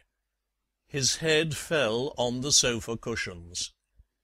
It was then 25 minutes past 1 o'clock. Before I had put my watch back in my pocket, he was asleep. It was all over now. The sedative influence had got him. The experiment was at an end. I entered the room, telling Mr. Brough and Betteridge that they might follow me. There was no fear of disturbing him. We were free to move and speak. "The first thing to settle," I said, "is the question of what we are to do with him. He will probably sleep for the next 6 or 7 hours at least. It is some distance to carry him back to his own room. When I was younger I could have done it alone, but my health and strength are not what they were. I am afraid I must ask you to help me." Before they could answer, Miss Verinder called to me softly. She met me at the door of her room with a light shawl and with the counterpane from her own bed. "Do you mean to watch him while he sleeps?" she asked. "Yes, I am not sure enough of the action of the opium in his case to be willing to leave him alone." She handed me the shawl and the counterpane. "Why should you disturb him?" she whispered. "Make his bed on the sofa. I can shut my door and keep in my room." It was infinitely the simplest and the safest way of disposing of him for the night. I mentioned the suggestion to Mr. Brough and Betteridge, who both approved of my adopting it. In 5 minutes I had laid him comfortably on the sofa and had covered him lightly with the counterpane and the shawl. Miss Verinder wished us good night and closed the door. At my request we three then drew round the table in the middle of the room, on which the candle was still burning, and on which writing materials were placed. "Before we separate," I began, "I have a word to say about the experiment which has been tried tonight. 2 distinct objects were to be gained by it. The first of these objects was to prove that Mr. Blake entered this room and took the diamond last year, acting unconsciously and irresponsibly under the influence of opium. After what you have both seen, are you both satisfied so far?" They answered me in the affirmative without a moment's hesitation. "The second object," I went on, "was to discover what he did with the diamond after he was seen by Miss Verinder to leave her sitting-room with the jewel in his hand on the birthday night. The gaining of this object depended, of course, on his still continuing exactly to repeat his proceedings of last year. He has failed to do that, and the purpose of the experiment is defeated accordingly. I can't assert that I am not disappointed at the result, but I can honestly say that I am not surprised by it. I told Mr. Blake from the first that our complete success in this matter depended on our completely reproducing in him the physical and moral conditions of last year, and I warned him that this was the next thing to a downright impossibility. We have only partially reproduced the conditions, and the experiment has been only partially successful in consequence.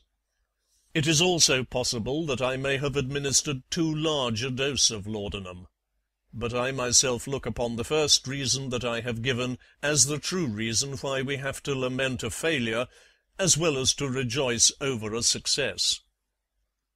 After saying those words, I put the writing materials before Mr. Brough, and asked him if he had any objection, before we separated for the night, to draw out and sign a plain statement of what he had seen.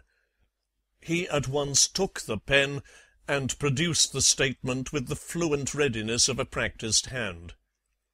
"I owe you this," he said, signing the paper, "as some atonement for what passed between us earlier in the evening.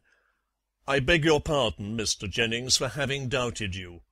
You have done Franklin Blake an inestimable service. In our legal phrase, you have proved your case." Betteridge's apology was characteristic of the man. "Mr. Jennings," he said, "when you read Robinson Crusoe again, which I strongly recommend you to do, you will find that he never scruples to acknowledge it when he turns out to have been in the wrong. Please to consider me, sir, as doing what Robinson Crusoe did on the present occasion." With those words he signed the paper in his turn. Mr. Brough took me aside as we rose from the table. "One word about the diamond," he said. "Your theory is that Franklin Blake hid the Moonstone in his room. My theory is that the Moonstone is in the possession of Mr. Luca's bankers in London. We won't dispute which of us is right. We will only ask which of us is in a position to put his theory to the test." "The test in my case," I answered, "has been tried tonight and has failed." "The test in my case," rejoined Mr. Brough, "is still in process of trial. For the last 2 days I have had a watch set for Mr. Luca at the bank, and I shall cause that watch to be continued until the last day of the month. I know that he must take the diamond himself out of his banker's hands, and I am acting on the chance that the person who has pledged the diamond may force him to do this by redeeming the pledge. In that case I may be able to lay my hand on the person. If I succeed, I clear up the mystery exactly at the point where the mystery baffles us now. Do you admit that, so far?" I admitted it readily. "I am going back to town by the morning train," pursued the lawyer. "I may hear when I return that a discovery has been made, and it may be of the greatest importance that I should have Franklin Blake at hand to appeal to, if necessary. I intend to tell him, as soon as he wakes, that he must return with me to London. After all that has happened, may I trust to your influence to back me?" "Certainly," I said. Mr. Brough shook hands with me and left the room. Betteridge followed him out. I went to the sofa to look at Mr. Blake. He had not moved since I had laid him down and made his bed. He lay locked in a deep and quiet sleep. While I was still looking at him, I heard the bedroom door softly opened.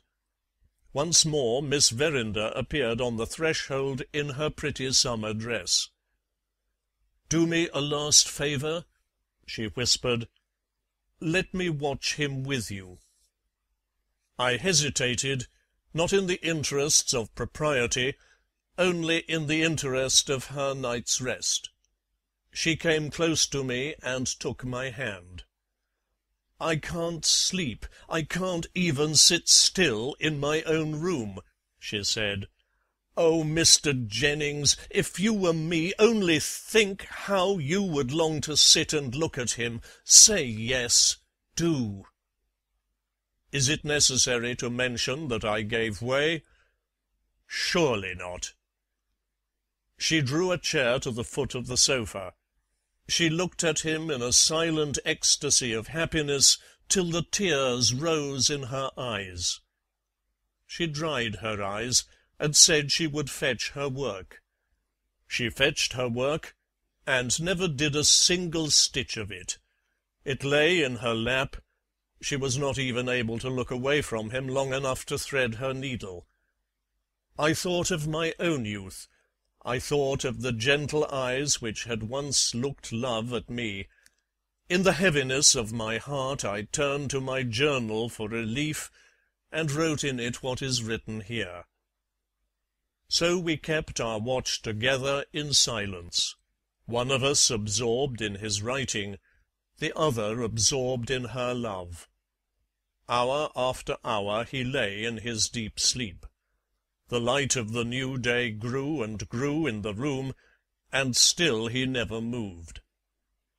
Towards 6 o'clock I felt the warning which told me that my pains were coming back. I was obliged to leave her alone with him for a little while. I said I would go upstairs and fetch another pillow for him out of his room. It was not a long attack this time. In a little while I was able to venture back and let her see me again. I found her at the head of the sofa when I returned.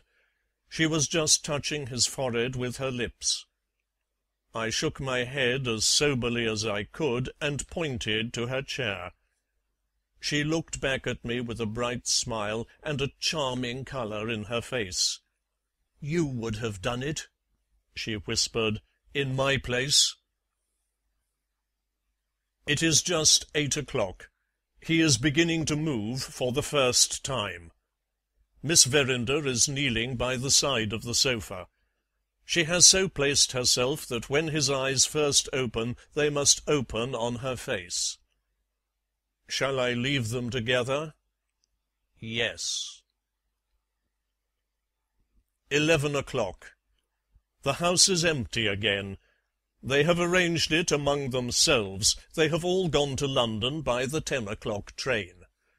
My brief dream of happiness is over. I have awakened again to the realities of my friendless and lonely life. I dare not trust myself to write down the kind words that have been said to me, especially by Miss Verinder and Mr. Blake. Besides, it is needless.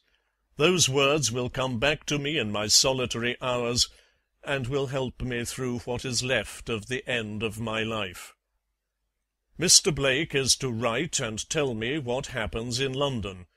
Miss Verinder is to return to Yorkshire in the autumn, for her marriage, no doubt, and I am to take a holiday and be a guest in the house.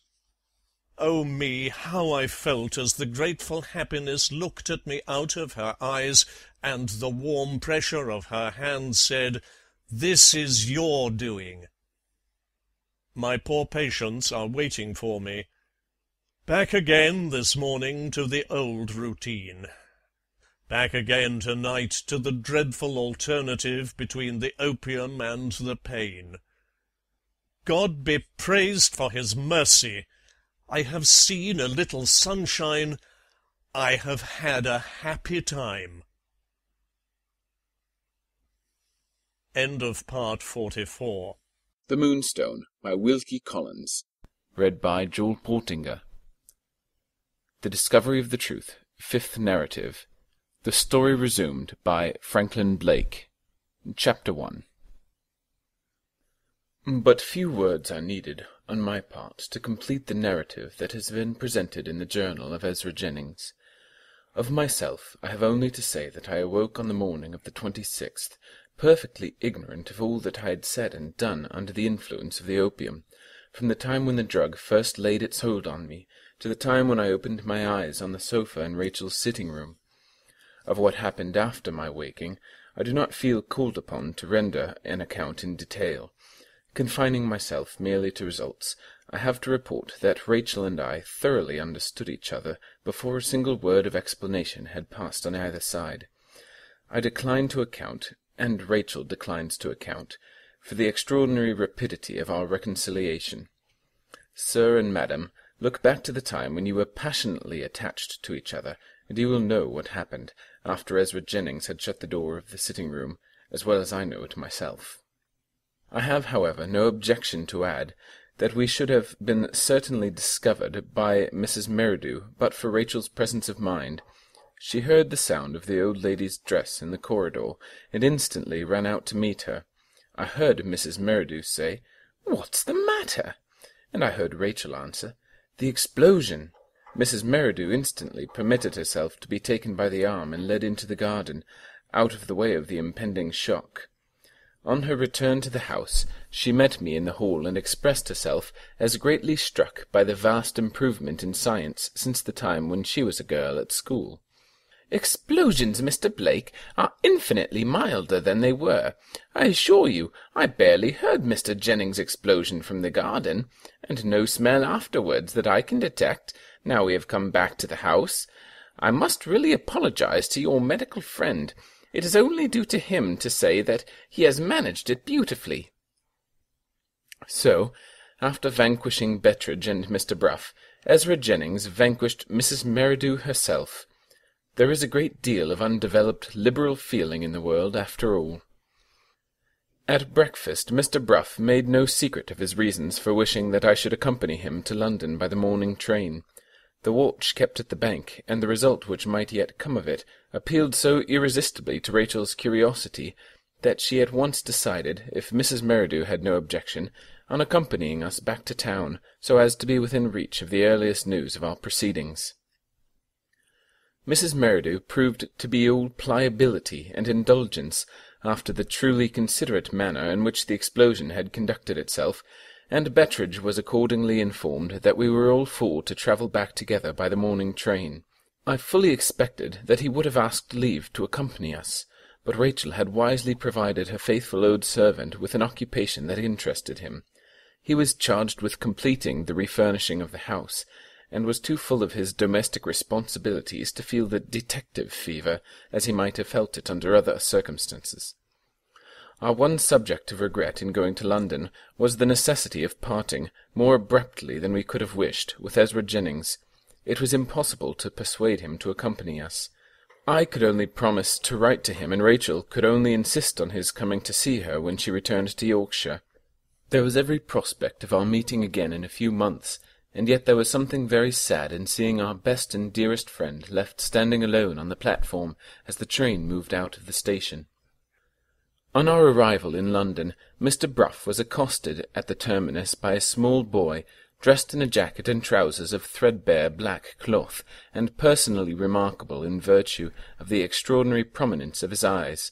They projected so far, and they rolled about so loosely, that he wondered uneasily why they remained in their sockets.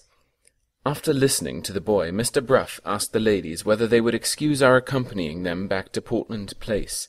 I had barely time to promise Rachel that I would return, and tell her everything that had happened, before Mr. Bruff seized me by the arm and hurried me into a cab.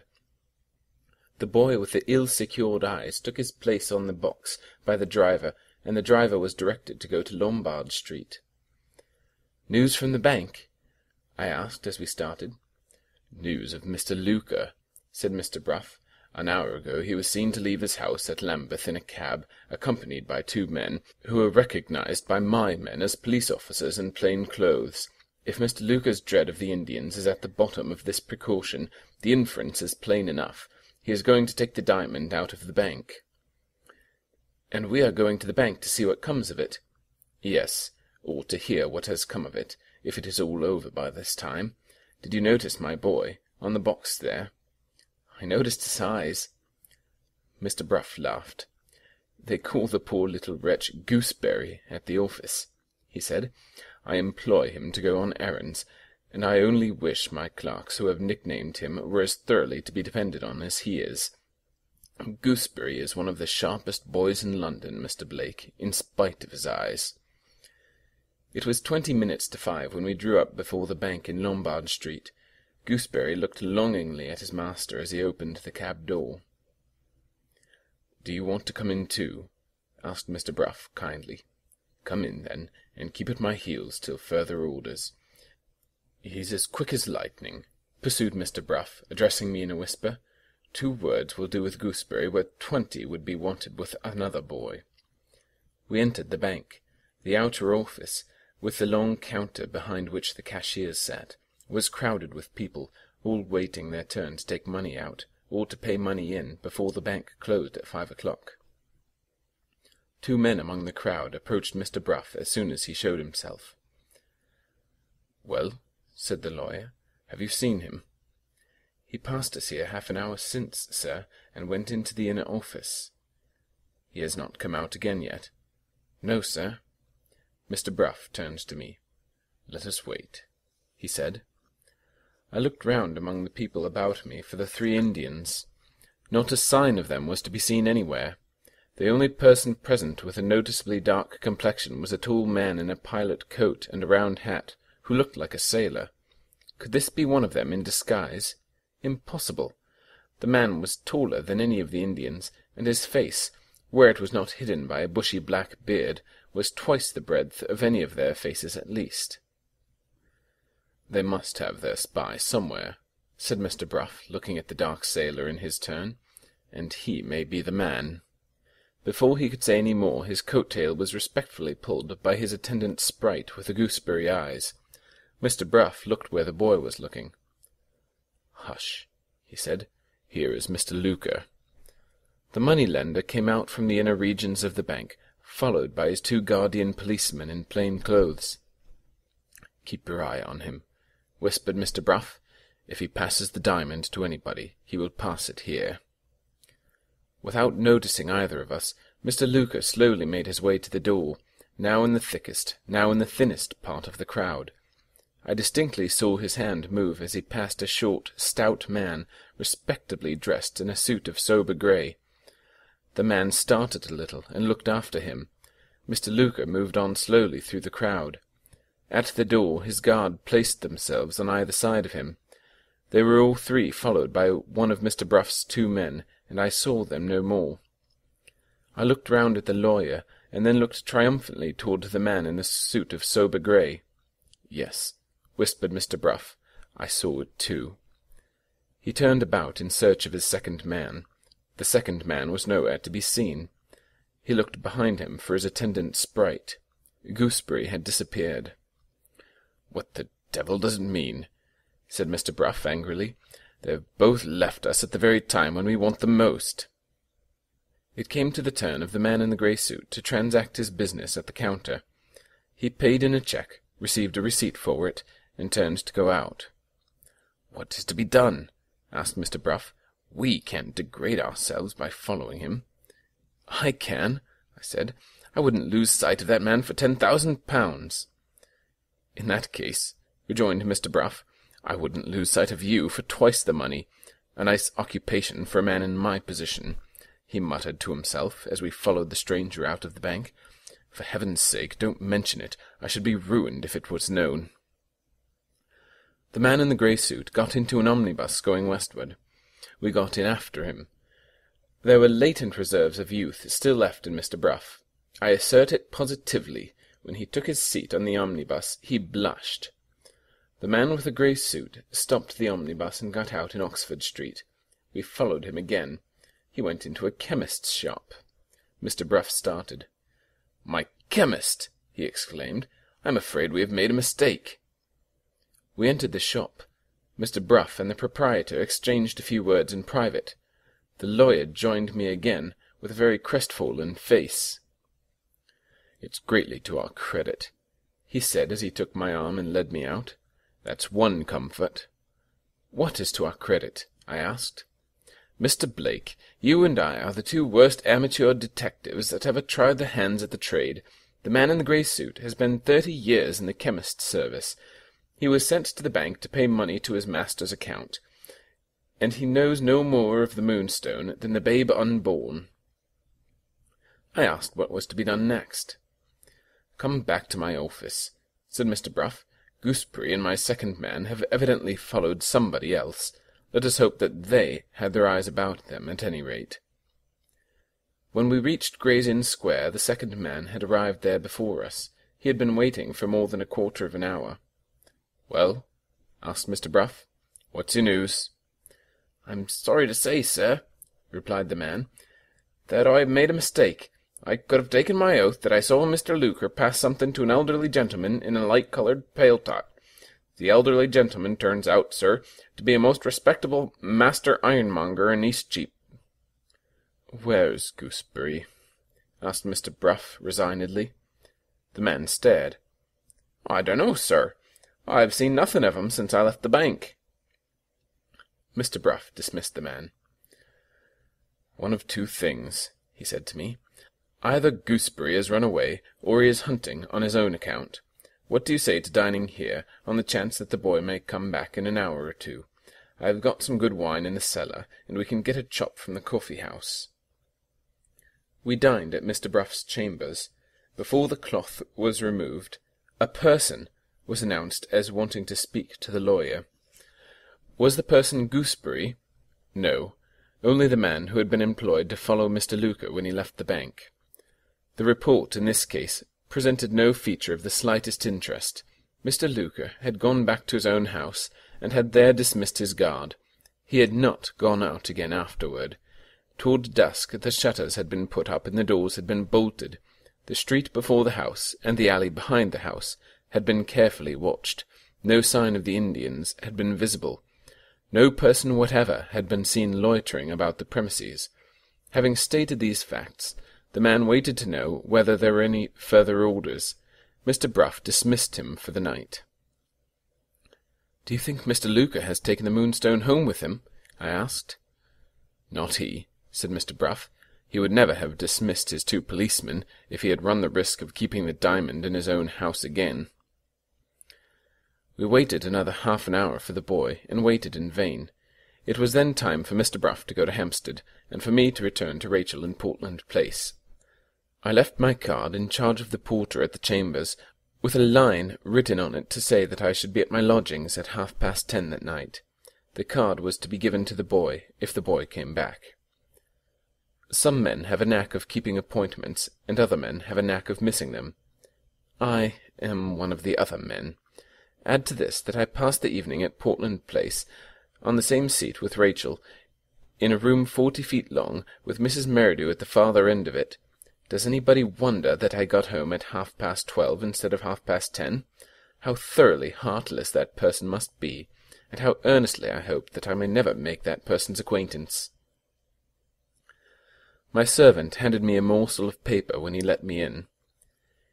I read, in a neat, legal handwriting, the words, "If you please, sir, I am getting sleepy. I will come back tomorrow morning between 9 and 10. Inquiry proved that a boy, with very extraordinary-looking eyes, had called, and presented my card and message, and waited an hour, and had done nothing but fall asleep and wake up again, had written a line for me, and had gone home, after gravely informing the servant that he was fit for nothing unless he got his night's rest. At 9 the next morning I was ready for my visitor. At 9:30 I heard steps outside my door. "Come in, Gooseberry," I called out. "Thank you, sir," answered a grave and melancholy voice. The door opened. I started to my feet and confronted Sergeant Cuff. "I thought I would look in here, Mr. Blake, on the chance of your being in town, before I wrote to Yorkshire," said the sergeant. He was as dreary and lean as ever.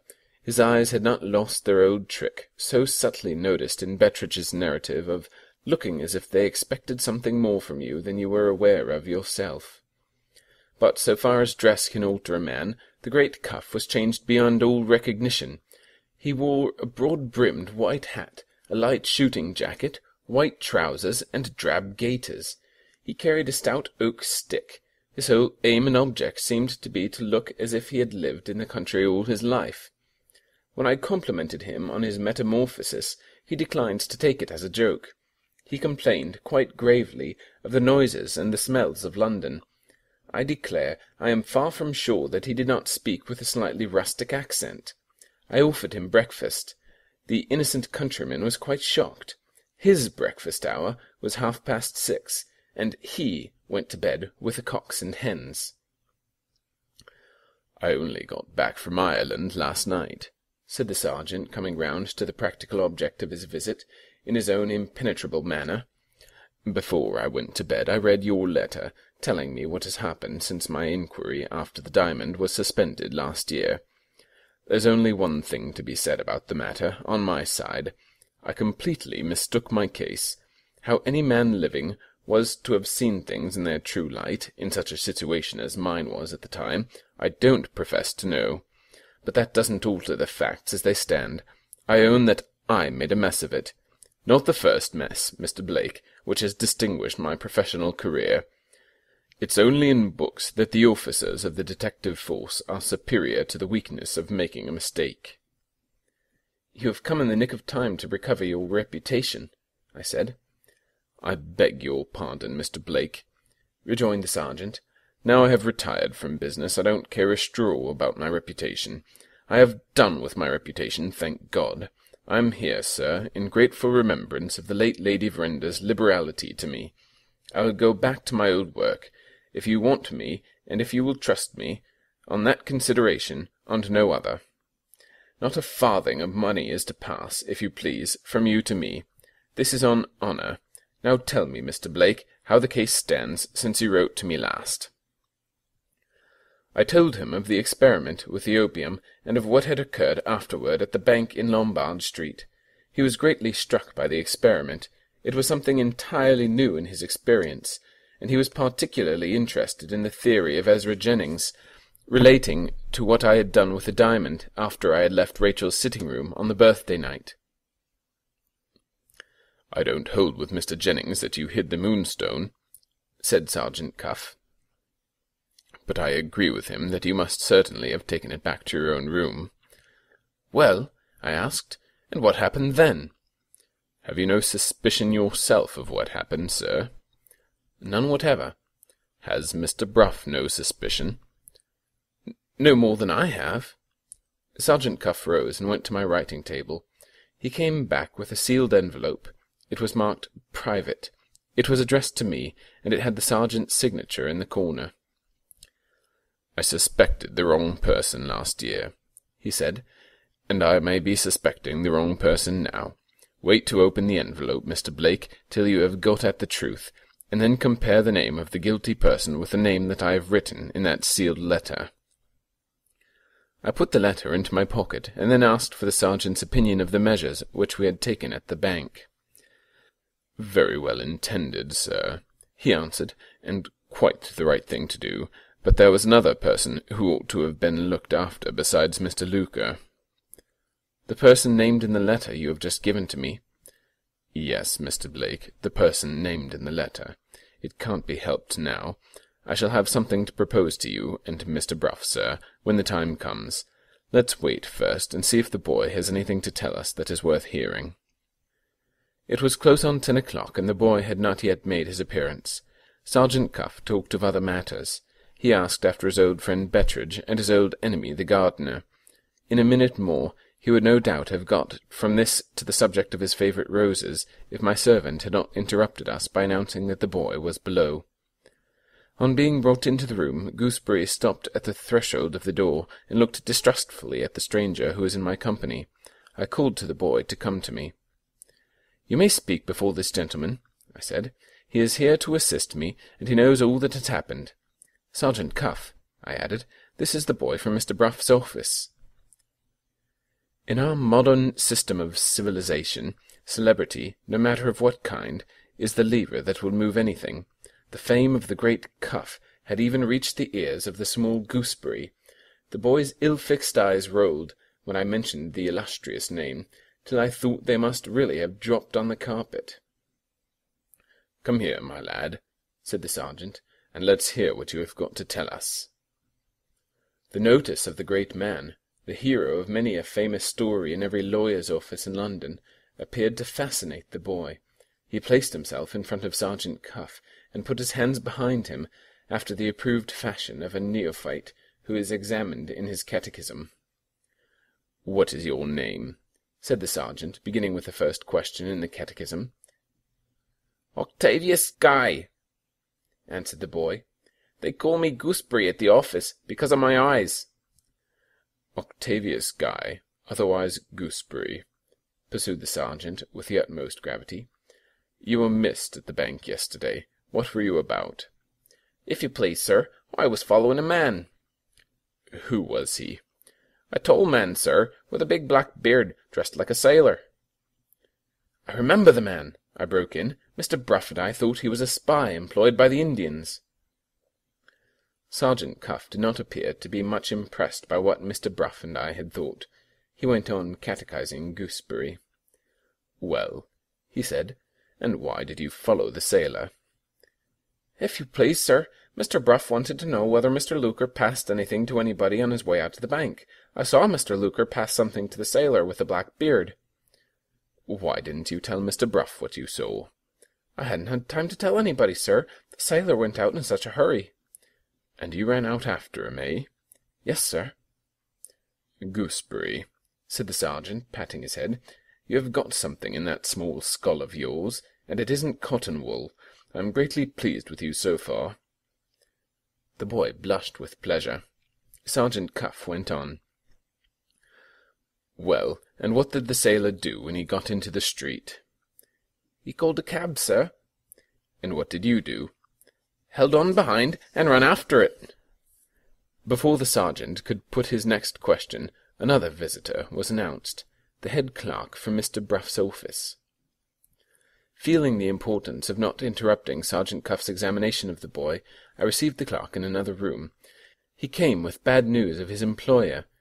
The agitation and excitement of the last 2 days had proved too much for Mr. Bruff. He had awoke that morning with an attack of gout. He was confined to his room at Hampstead, and, in the present critical condition of our affairs, he was very uneasy at being compelled to leave me without the advice and assistance of an experienced person.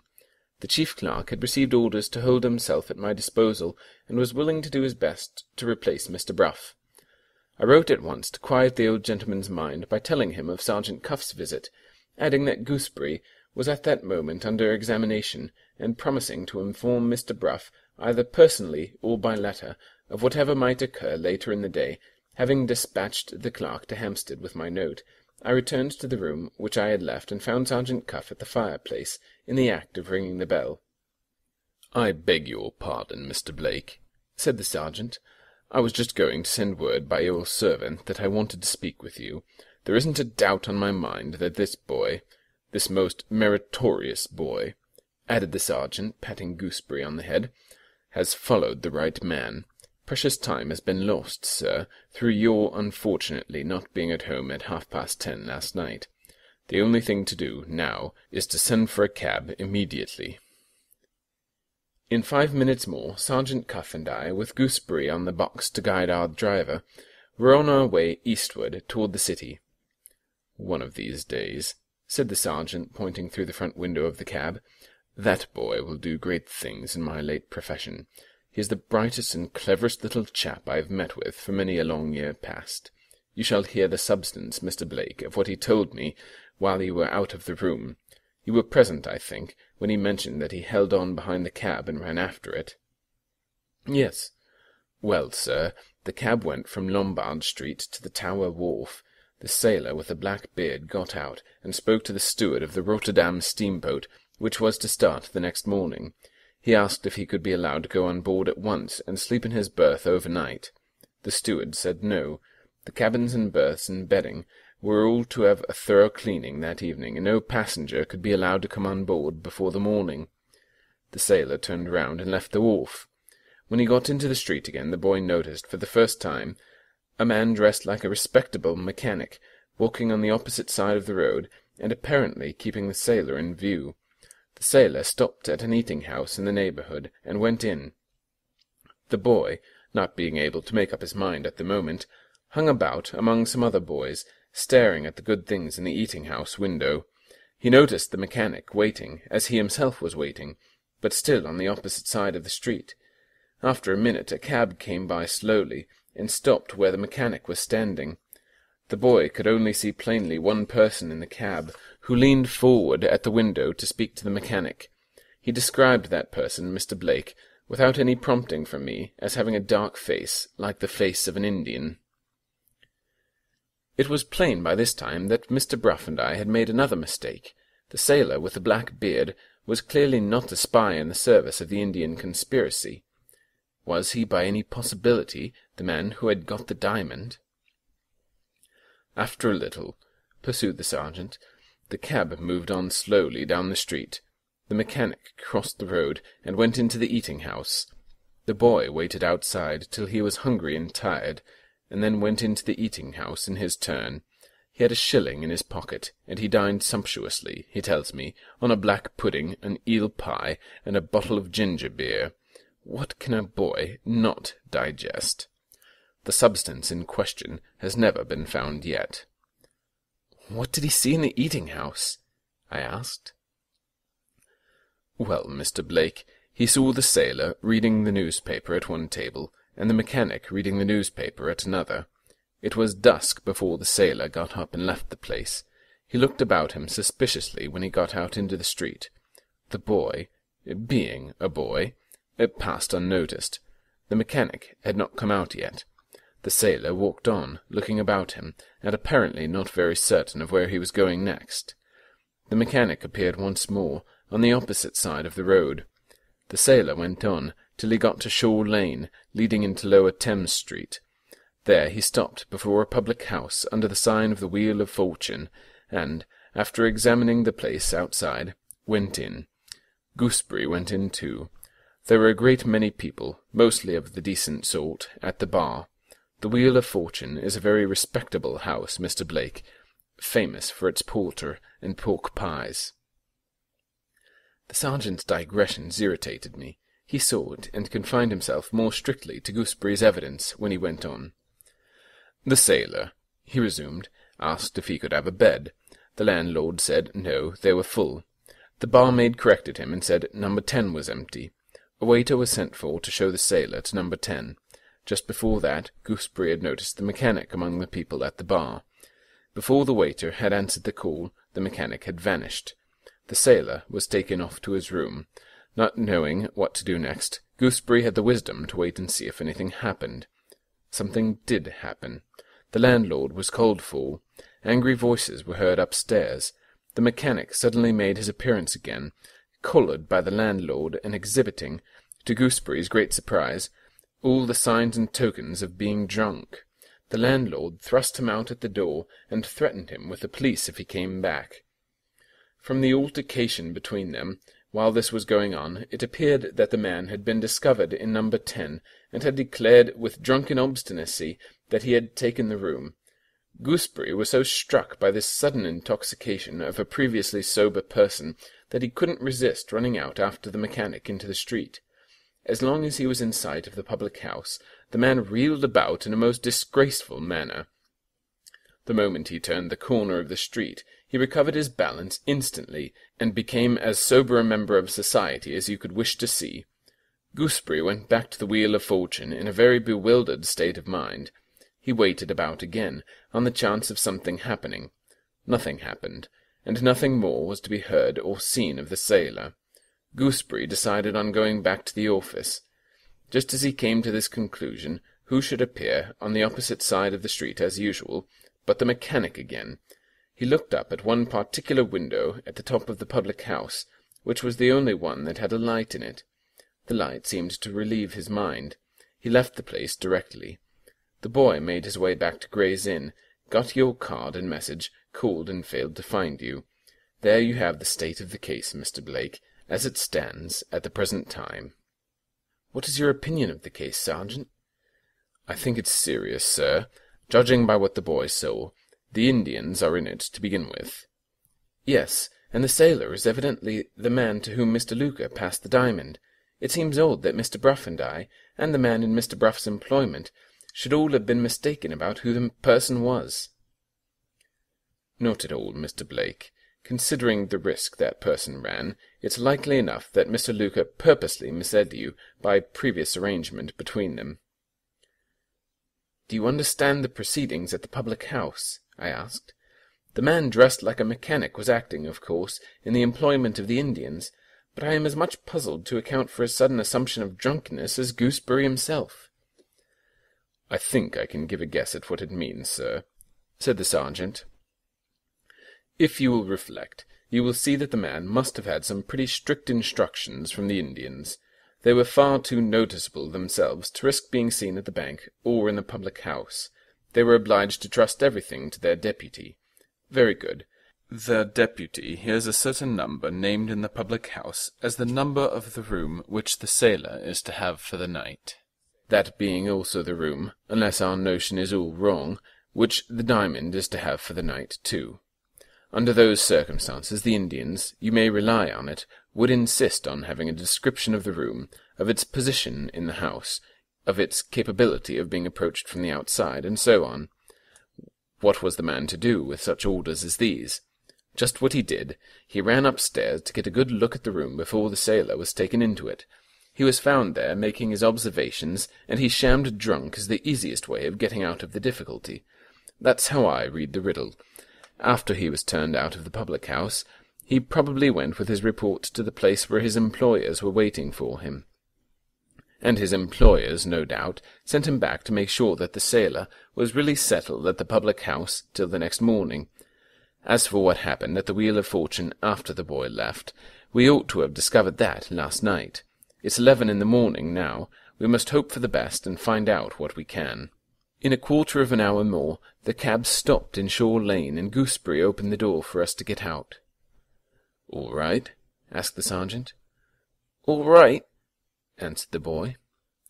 The moment we entered the Wheel of Fortune, it was plain, even to my inexperienced eyes, that there was something wrong in the house. The only person behind the counter at which the liquors were served was a bewildered servant girl, perfectly ignorant of the business. One or two customers, waiting for their morning drink, were tapping impatiently on the counter with their money.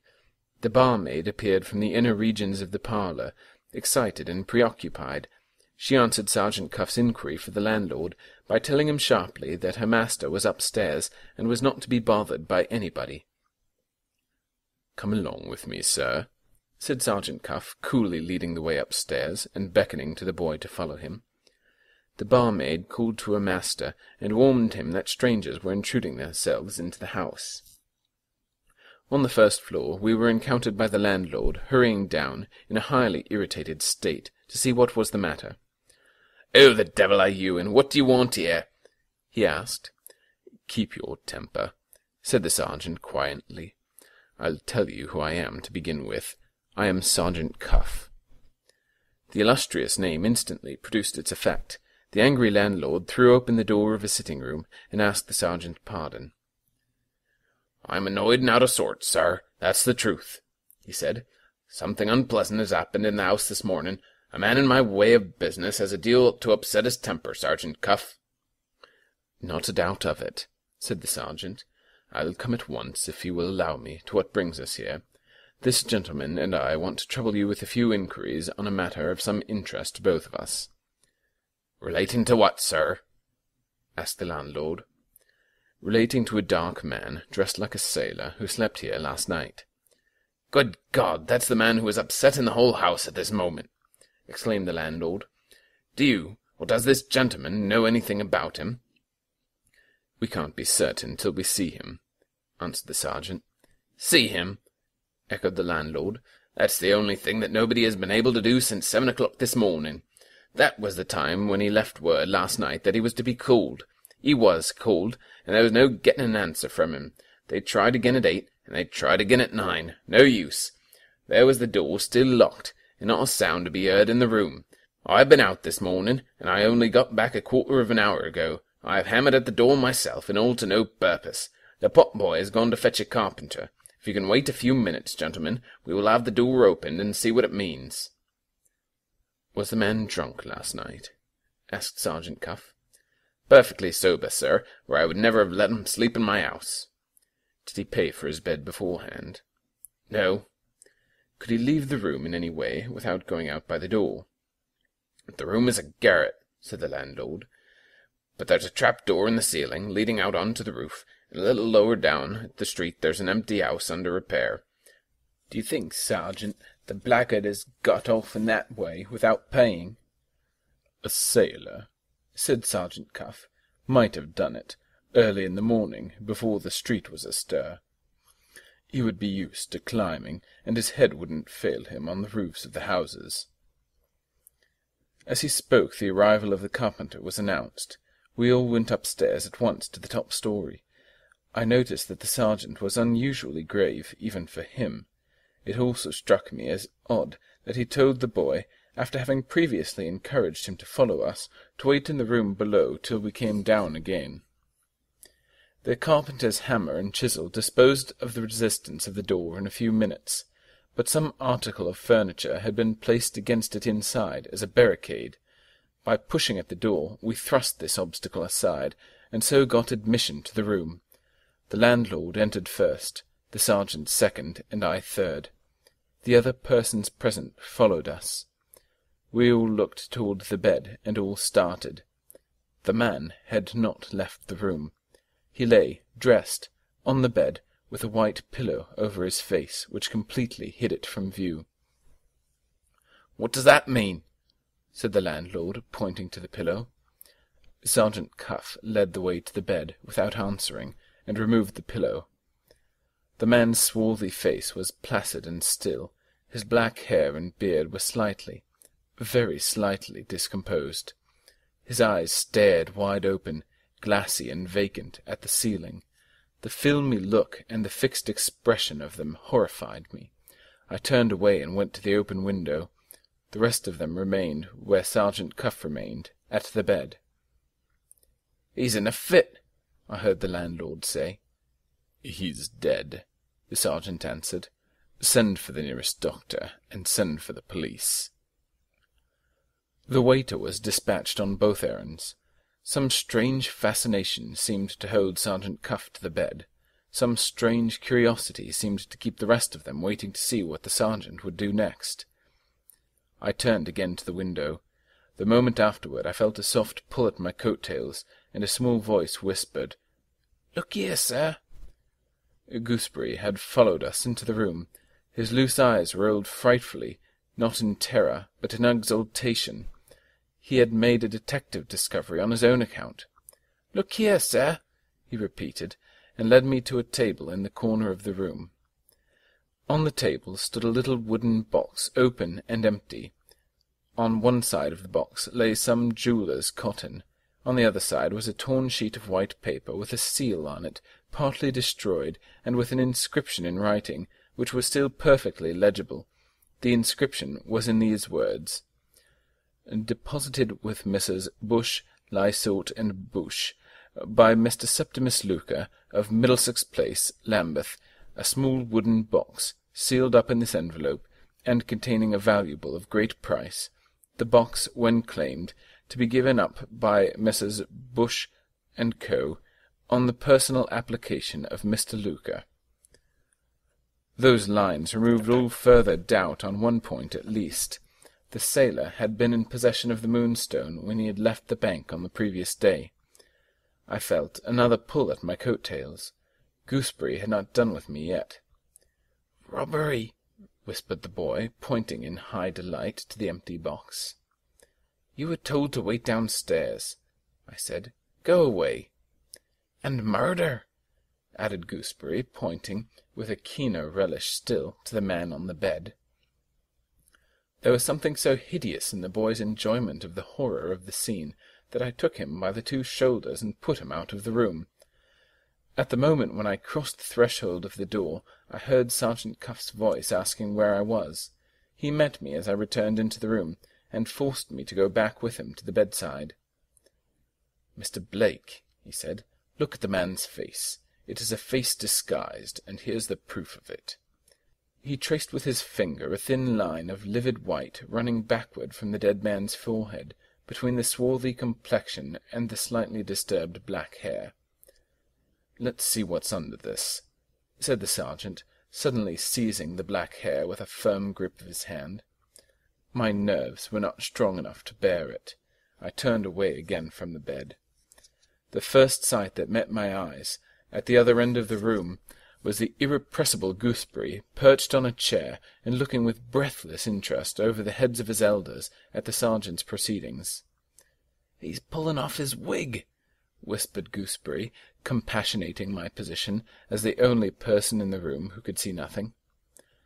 There was a pause, and then a cry of astonishment among the people round the bed. "He's pulled off his beard!" cried Gooseberry. There was another pause. Sergeant Cuff asked for something. The landlord went to the washstand and returned to the bed with a basin of water and a towel. Gooseberry danced with excitement on the chair. "Come up here along with me, sir. He's washing off his complexion."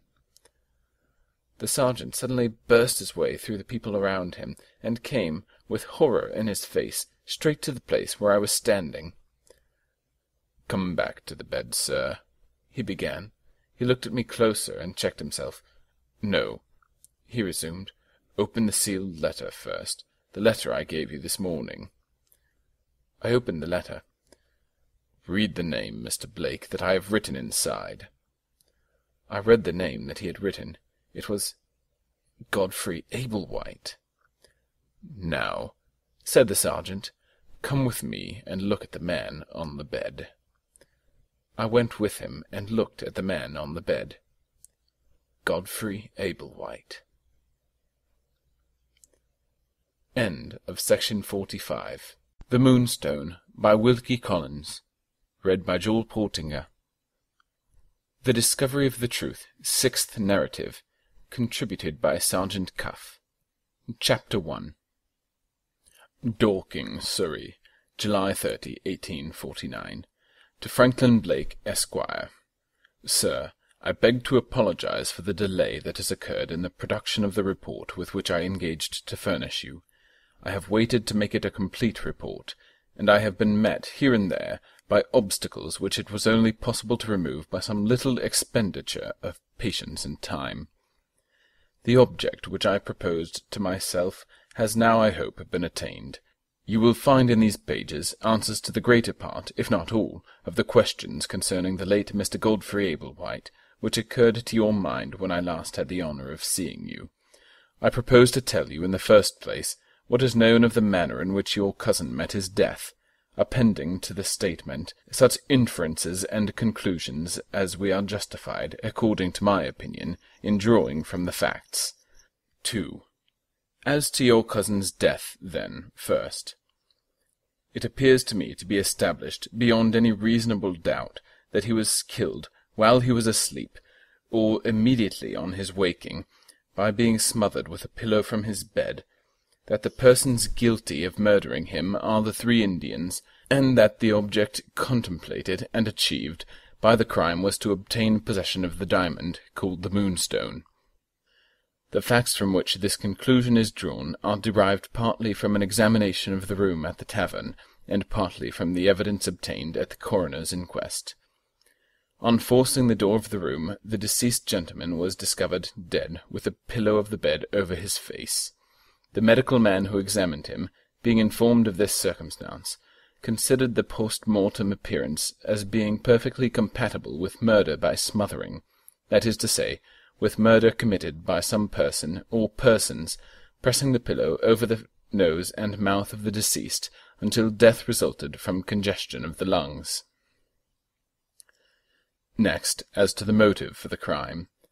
A small box, with a sealed paper torn off from it, the paper containing an inscription, was found open and empty on a table in the room. Mr. Luca has himself personally identified the box, the seal, and the inscription. He has declared that the box did actually contain the diamond called the Moonstone, and he has admitted having given the box, thus sealed up, to Mr. Godfrey Ablewhite, then concealed under a disguise, on the afternoon of the 26th of June last. The fair inference from all this is that the stealing of the Moonstone was the motive of the crime. Next, as to the manner in which the crime was committed. On examination of the room, which is only 7 feet high, a trap-door in the ceiling, leading out onto the roof of the house, was discovered open. The short ladder, used for obtaining access to the trap-door, and kept under the bed, was found placed at the opening, so as to enable any person, or persons in the room, to leave it again easily. In the trap-door itself was found a square aperture cut in the wood, apparently with some exceedingly sharp instrument, just behind the bolt which fastened the door on the inner side. In this way any person from the outside could have drawn back the bolt and opened the door, and have dropped, or been noiselessly lowered by an accomplice, into the room, its height, as already observed, being only 7 feet. That some person, or persons, must have got admission in this way, appears evident from the fact of the aperture being there. As to the manner in which he, or they, obtained access to the roof of the tavern, it is to be remarked that the third house, lower down in the street, was empty and under repair, that a long ladder was left by the workmen, leading from the pavement to the top of the house, and that, on returning to their work on the morning of the 27th, the men found the plank which they had tied to the ladder to prevent anyone from using it in their absence, removed and lying on the ground. As to the possibility of ascending by this ladder, passing over the roofs of the houses, passing back and descending again unobserved, it is discovered on the evidence of the night policeman that he only passes through Shore Lane twice in an hour when out on his beat. The testimony of the inhabitants also declares that Shore Lane, after midnight, is one of the quietest and loneliest streets in London. Here again, therefore, it seems fair to infer that, with ordinary caution and presence of mind, any man, or men, might have ascended by the ladder, and might have descended again unobserved. Once on the roof of the tavern, it has been proved, by experiment, that a man might cut through the trap-door while lying down on it, and that in such a position the parapet in front of the house would conceal him from the view of anyone passing in the street. Lastly, as to the person, or persons, by whom the crime was committed, it is known, 1. That the Indians had an interest in possessing themselves of the diamond. 2. It is at least probable that the man looking like an Indian, whom Octavius Guy saw at the window of the cab speaking to the man dressed like a mechanic, was one of the 3 Hindu conspirators. 3. It is certain that this same man, dressed like a mechanic, was seen keeping Mr. Godfrey Ablewhite in view all through the evening of the 26th, and was found in the bedroom before Mr. Ablewhite was shown into it, under circumstances which lead to the suspicion that he was examining the room. 4. A morsel of torn gold thread was picked up in the bedroom, which persons expert in such matters declared to be of Indian manufacture, and to be a species of gold thread not known in England. 5. On the morning of the 27th, 3 men, answering to the description of the 3 Indians, were observed in Lower Thames Street, were traced to the Tower Wharf, and were seen to leave London by the steamer bound for Rotterdam. There is here moral, if not legal, evidence that the murder was committed by the Indians. Whether the man personating a mechanic was, or was not, an accomplice in the crime, it is impossible to say. That he could have committed the murder alone seems beyond the limit of probability. Acting by himself, he could hardly have smothered Mr. Ablewhite, who was the taller and stronger man of the 2, without a struggle taking place, or a cry being heard. A servant girl, sleeping in the next room, heard nothing. The landlord, sleeping in the room below, heard nothing. The whole evidence points to the inference that more than one man was concerned in this crime, and the circumstances, I repeat, morally justify the conclusion that the Indians committed it. I have only to add that the verdict at the coroner's inquest was wilful murder against some person, or persons unknown. Mr. Ablewhite's family have offered a reward, and no effort has been left untried to discover the guilty persons. The man dressed like a mechanic has eluded all inquiries. The Indians have been traced. As to the prospect of ultimately capturing these last, I shall have a word to say to you on that head when I reach the end of the present report. In the meanwhile, Having now written all that is needful on the subject of Mr. Godfrey Ablewhite's death, I may pass to the next narrative of his proceedings, before, during, and after the time when you and he met at the late Lady Verinder's house. 3. With regard to the subject now in hand, I may state at the outset that Mr. Godfrey Ablewhite's life had two sides to it. The side turned up to the public view presented the spectacle of a gentleman possessed of considerable reputation as a speaker at charitable meetings and endowed with administrative abilities, which he placed at the disposal of various benevolent societies, mostly of the female sort. The side kept hidden from the general notice exhibited this same gentleman in a totally different character of a man of pleasure, with a villa in the suburbs, which was not taken in his own name, and with a lady in the villa, who was not taken in his own name either. My investigations in this villa have shown me several fine pictures and statues, furniture tastefully selected and admirably made, and a conservatory of the rarest flowers, the match of which it would not be easy to find in old London. My investigation of the lady has resulted in the discovery of jewels which are worthy to take rank with the flowers, and of carriages and horses which have, deservedly, produced a sensation in the park among persons well qualified to judge of the build of the one and the breed of the others. All this is, so far, common enough.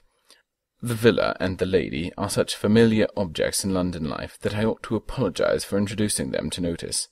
But what is not common and not familiar, in my experience, is that all these fine things were not only ordered but paid for.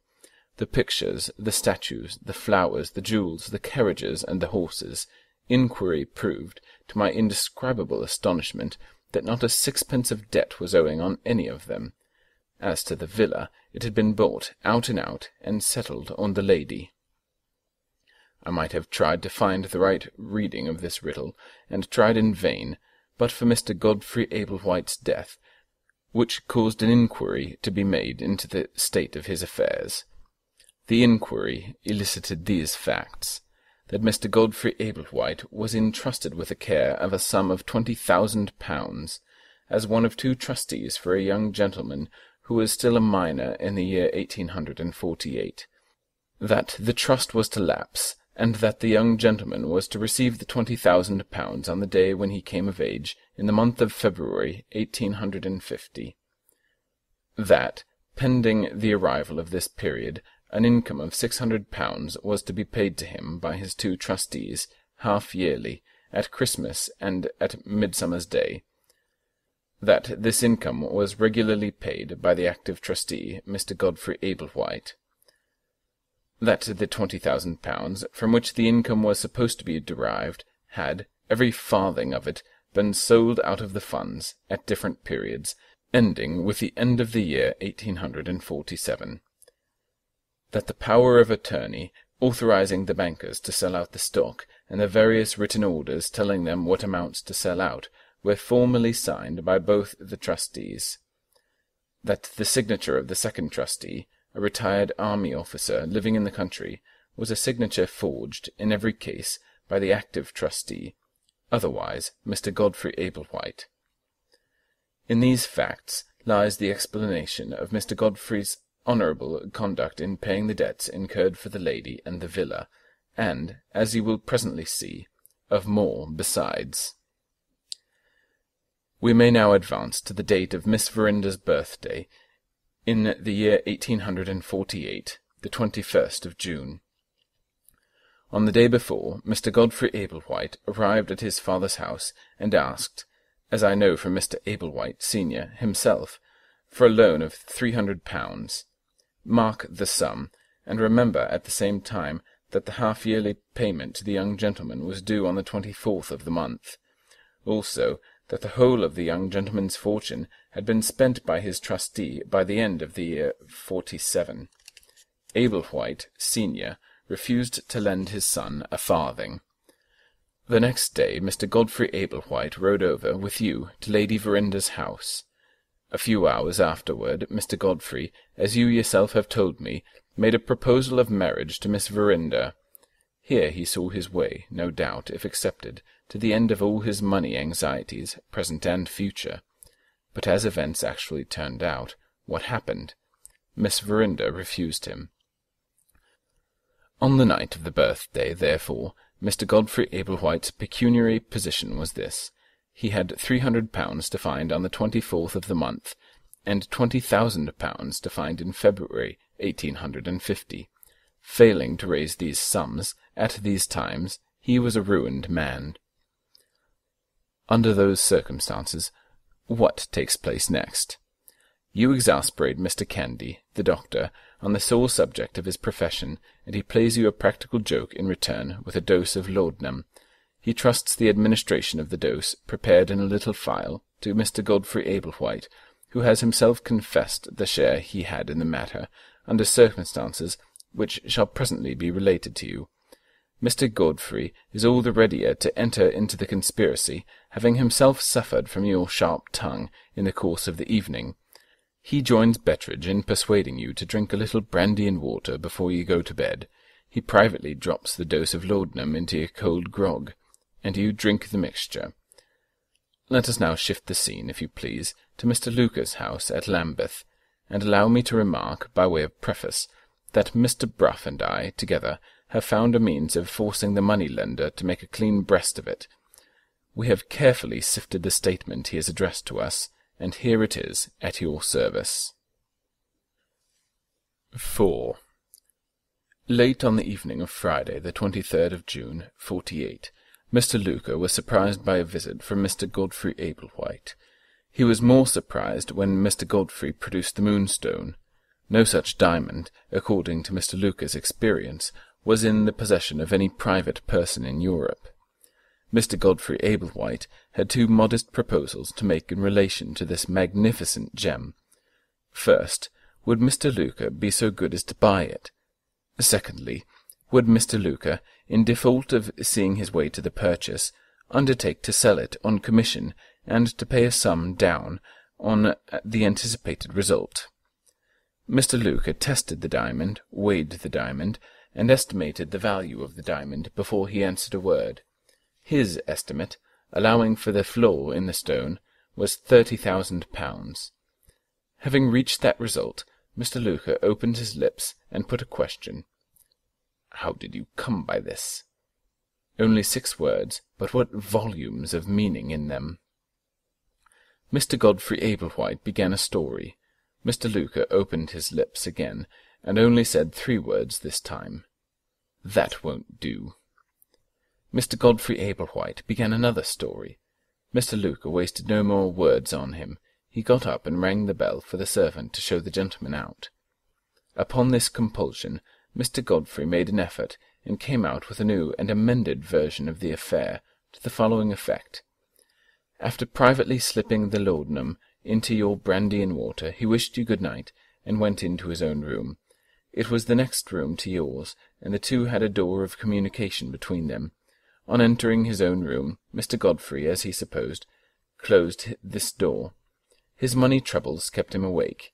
He sat, in his dressing-gown and slippers, for nearly an hour, thinking over his position. Just as he was preparing to get into bed, he heard you talking to yourself in your own room, and going to the door of communication, found that he had not shut it, as he supposed. He looked into your room to see what was the matter. He discovered you with your candle in your hand, just leaving your bedchamber. He heard you say to yourself, in a voice quite unlike your own voice, "How do I know the Indians may be hidden in the house?" Up to that time he had simply supposed himself, in giving you the laudanum, to be helping to make you the victim of a harmless practical joke. It now occurred to him that the laudanum had taken some effect on you which had not been foreseen by the doctor any more than by himself. In the fear of an accident happening, he followed you softly to see what you would do. He followed you to Miss Verinder's sitting-room, and saw you go in. You left the door open. He looked through the crevice thus produced between the door and the post, before he ventured into the room himself. In that position, he not only detected you in taking the diamond out of the drawer, he also detected Miss Verinder silently watching you from her bedroom through the open door. He saw that she saw you take the diamond, too. Before you left the sitting-room again, you hesitated a little. Mr. Godfrey took advantage of this hesitation to get back again to his bedroom before you came out and discovered him. He had barely got back before you got back, too. You saw him, as he supposes, just as he was passing through the door of communication. At any rate, you called to him in a strange, drowsy voice. He came back to you. You looked at him in a dull, sleepy way. You put the diamond into his hand. You said to him, "Take it back, Godfrey, to your father's bank. It's safe there. It's not safe here." You turned away unsteadily and put on your dressing-gown. You sat down in the large armchair in your room. You said, "I can't take it back to the bank. My head's like lead, and I can't feel my feet under me." Your head sank on the back of the chair. You heaved a heavy sigh, and you fell asleep. Mr. Godfrey Ablewhite went back with the diamond into his own room. His statement is that he came to no conclusion at that time, except that he would wait and see what happened in the morning. When the morning came, your language and conduct showed that you were absolutely ignorant of what you had said and done overnight. At the same time, Miss Verinder's language and conduct showed that she was resolved to say nothing, in mercy to you, on her side. If Mr. Godfrey Ablewhite chose to keep the diamond, he might do so with perfect impunity. The Moonstone stood between him and ruin. He put the Moonstone in his pocket. 5. This was the story told by your cousin, under pressure of necessity, to Mr. Luca. Mr. Luca believed the story to be, as to all main essentials, true, on this ground, that Mr. Godfrey Ablewhite was too great a fool to have invented it. Mr. Bruff and I agree with Mr. Luca in considering this test of the truth of the story to be a perfectly reliable one. The next question was the question of what Mr. Luca would do in the matter of the Moonstone. He proposed the following terms, as the only terms on which he would consent to mix himself up with what was, even in his line of business, a doubtful and dangerous transaction. Mr. Luca would consent to lend Mr. Godfrey Ablewhite the sum of £2,000 on condition that the Moonstone was to be deposited with him as a pledge. If at the expiration of 1 year from that date Mr. Godfrey Ablewhite paid £3,000 to Mr. Luca, he was to receive back the diamond as a pledge redeemed. If he failed to produce the money at the expiration of the year, the pledge, otherwise the Moonstone, was to be considered as forfeited to Mr. Luca, who would, in this latter case, generously make Mr. Godfrey a present of certain promissory notes of his, relating to former dealings, which were then in the money-lender's possession. It is needless to say that Mr. Godfrey indignantly refused to listen to these monstrous terms. Mr. Luca thereupon handed him back the diamond and wished him good night. Your cousin went to the door and came back again. How was he to be sure that the conversation of that evening would be kept strictly a secret between his friend and himself? Mr. Luca didn't profess to know how. If Mr. Godfrey had accepted his terms, Mr. Godfrey would have made him an accomplice, and might have counted on his silence as on a certainty. As things were, Mr. Luca must be guided by his own interests. If awkward inquiries were made, how could he be expected to compromise himself for the sake of a man who had declined to deal with him? Receiving this reply, Mr. Godfrey Ablewhite did what all animals, human and otherwise, do when they find themselves caught in a trap. He looked about him in a state of helpless despair. The day of the month, recorded on a neat little card in a box on the money-lender's chimney-piece, happened to attract his eye. It was the 23rd of June. On the 24th he had £300 to pay to the young gentleman for whom he was the trustee, and no chance of raising the money, except the chance that Mr. Luca had offered to him. But for this miserable obstacle, he might have taken the diamond to Amsterdam, and have made a marketable commodity of it, by having it cut up into separate stones.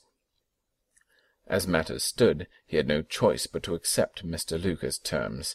After all, he had a year at his disposal in which time to raise the £3,000, and a year is a long time. Mr. Luca drew out the necessary documents on the spot. When they were signed, he gave Mr. Godfrey Ablewhite 2 cheques, one dated June 23rd, for £300, another dated a week on, for the remaining balance, £1,700. How the Moonstone was trusted to the keeping of Mr. Luca's bankers, and how the Indians treated Mr. Luca and Mr. Godfrey after that had been done, you know already. The next event in your cousin's life refers again to Miss Verinder. He proposed marriage to her for the 2nd time, and, after having been accepted, he consented at her request to consider the marriage as broken off. One of his reasons for making this concession has been penetrated by Mr. Bruff. Miss Verinder had only a life interest in her mother's property, and there was no raising the missing £20,000 on that. But you will say he might have saved the £3,000 to redeem the pledged diamond if he had married. He might have done so, certainly, supposing neither his wife nor her guardians and trustees objected to his anticipating more than half of the income at his disposal for some unknown purpose in the first year of his marriage. But even if he got over this obstacle, there was another waiting for him in the background. The lady at the villa had heard of his contemplated marriage. A superb woman, Mr. Blake, of the sort that are not to be trifled with, the sort with the light complexion and the Roman nose. She felt the utmost contempt for Mr. Godfrey Ablewhite. It would be silent contempt if he made a handsome provision for her. Otherwise it would be contempt with a tongue to it. Miss Verinder's life interest allowed him no more hope of raising the provision than of raising the £20,000. He couldn't marry. He really couldn't marry, under all the circumstances. How he tried his luck again with another lady, and how that marriage also broke down on the question of money, you know already. You also know of the legacy of £5,000 left to him shortly afterward by one of the money admirers among the soft sex, whose good graces this fascinating man had contrived to win. That legacy, as the event has proved, led him to his death. I have ascertained that when he went abroad, on getting his £5,000, he went to Amsterdam. There he made all the necessary arrangements for having the diamond cut into separate stones. He came back in disguise, and redeemed the Moonstone on the appointed day. A few days were allowed to elapse, as a precaution agreed to by both parties, before the jewel was actually taken out of the bank. If he had got safe with it to Amsterdam, there would have been just time between July 49 and February 50, when the young gentleman came of age, to cut the diamond, and to make a marketable commodity, polished or unpolished, of the separate stones. Judge from this what motives he had to run the risk which he actually ran. It was neck or nothing with him, if it ever was neck or nothing with a man yet. I have only to remind you, before closing this report, that there is a chance of laying hands on the Indians and of recovering the Moonstone yet. They are now, there is every reason to believe, on their passage to Bombay in an East Indiaman.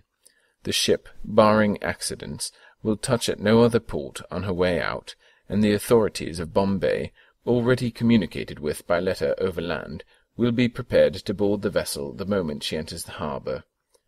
I have the honour to remain, dear sir, your obedient servant, Richard Cuff, the late sergeant in the detective force, Scotland Yard, London. Note: wherever the report touches on the events of the birthday, or of the 3 days that followed it, compare with Bettridge's narrative, chapters 8 to 13. End of section 46. The Moonstone, by Wilkie Collins. The Discovery of the Truth. 7th narrative. In a letter from Mr. Candy. Frizinghall, Wednesday, September the 26th, 1849.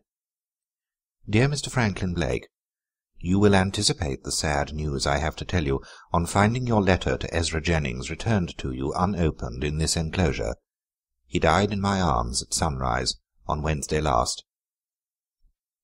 I am not to blame for having failed to warn you that his end was at hand. He expressly forbade me to write to you. I am indebted to Mr. Franklin Blake, he said, for having seen some happy days, Don't distress him, Mr. Candy, don't distress him. His sufferings, up to the last 6 hours of his life, were terrible to see. In the intervals of remission, when his mind was clear, I entreated him to tell me of any relatives of his to whom I might write. He asked to be forgiven for refusing anything to me, and then he said, not bitterly, that he would die as he had lived, forgotten and unknown. He maintained that resolution to the last. There is no hope now of making any discoveries concerning him. His story is a blank. The day before he died, he told me where to find all his papers. I brought them to him on his bed. There was a little bundle of old letters which he put aside. There was his unfinished book. There was his diary in many locked volumes. He opened the volume for this year and tore out, one by one, the pages relating to the time when you and he were together. "Give those," he said, "to Mr. Franklin Blake. In years to come he may feel an interest in looking back at what is written there." Then he clasped his hands and prayed God fervently to bless you and those dear to you. He said he should like to see you again, but the next moment he altered his mind. "No," he answered when I offered to write, "I won't distress him. I won't distress him." At his request I next collected the other papers, that is to say, the bundle of letters, the unfinished book, and the volumes of the diary, and enclosed them all in one wrapper, sealed with my own seal. "Promise," he said, "that you will put this into my coffin with your own hand, and that you will see that no other hand touches it afterwards." I gave him my promise, and the promise has been performed.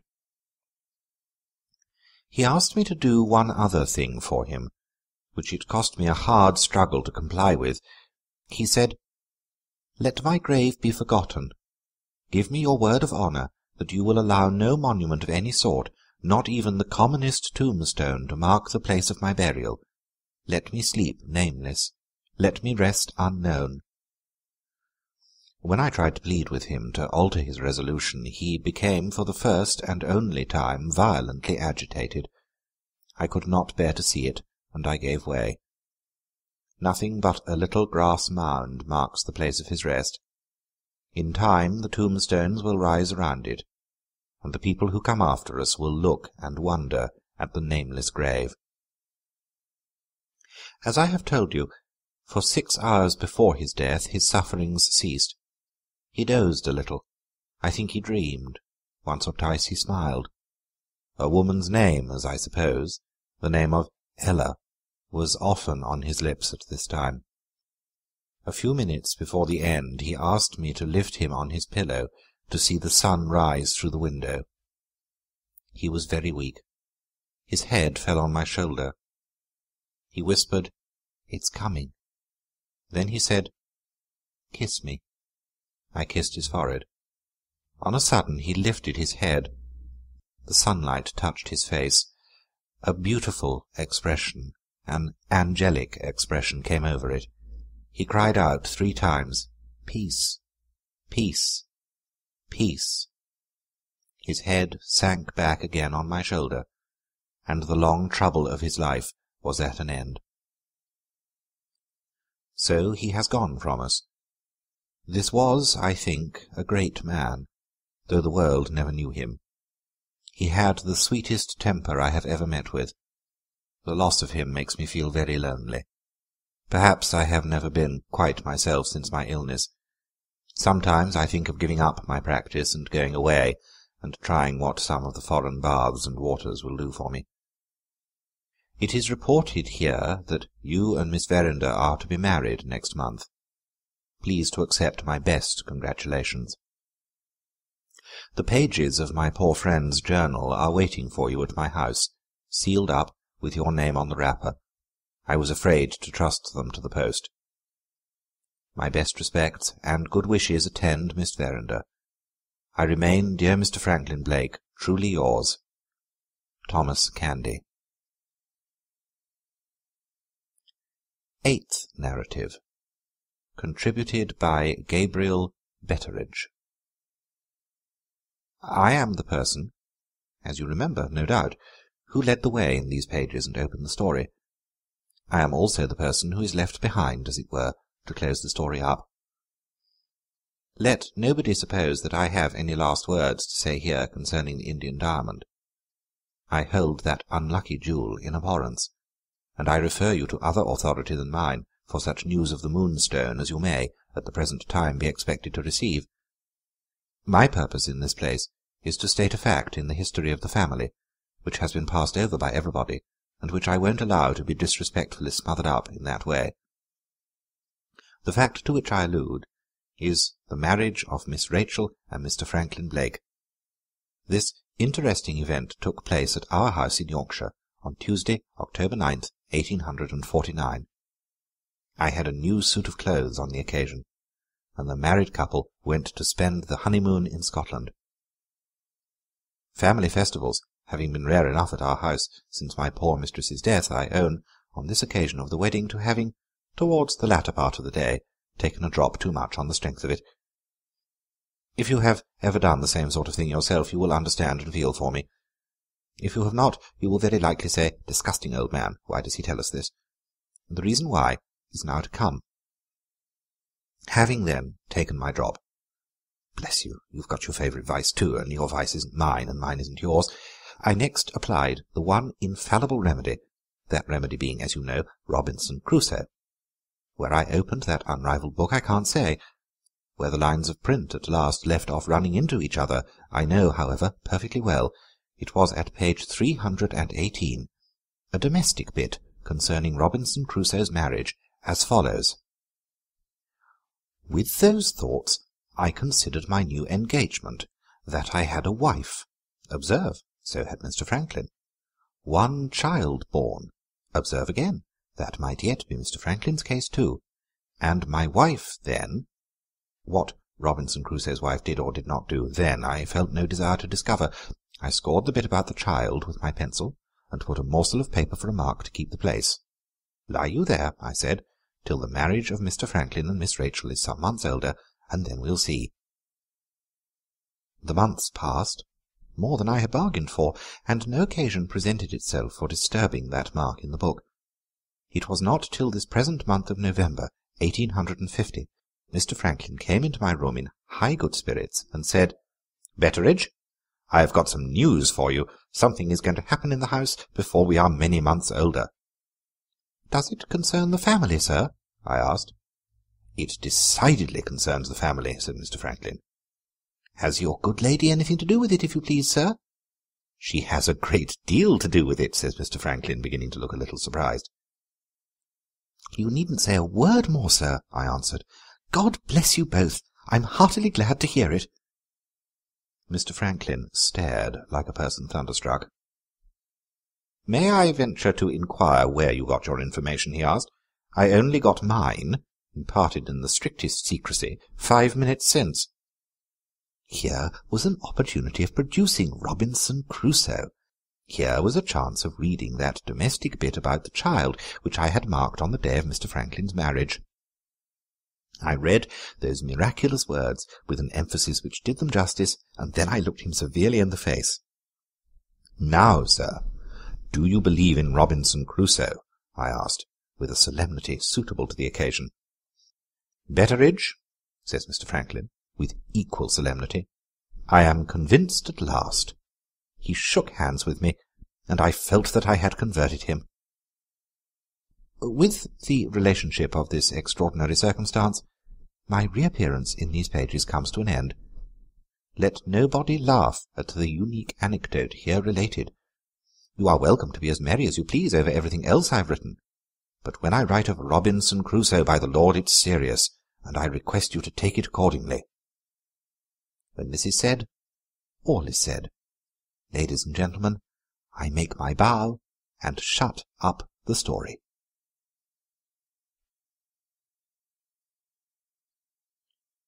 Epilogue. The Finding of the Diamond. 1. The Statement of Sergeant Cuff's Man. 1849. On the 27th of June last, I received instructions from Sergeant Cuff to follow 3 men suspected of murder and described as Indians. They had been seen on the Tower Wharf that morning, embarking on board the steamer bound for Rotterdam. I left London by a steamer belonging to another company, which sailed on the morning of Thursday the 28th.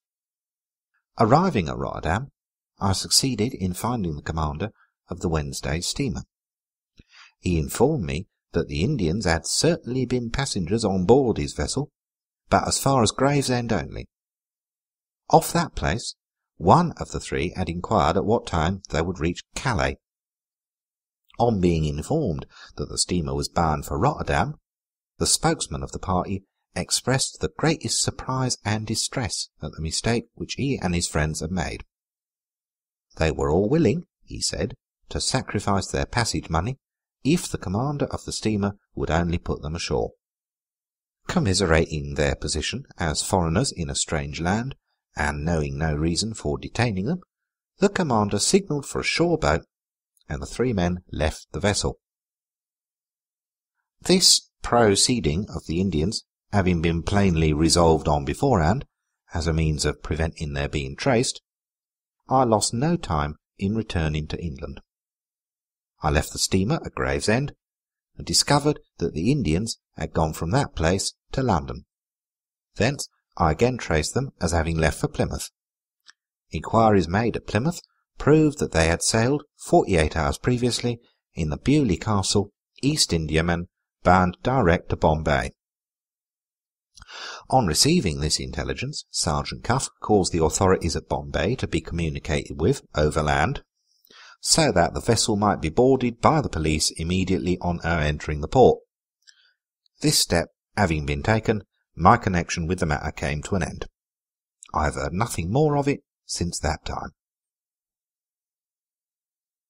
2. The Statement of the Captain, 1849.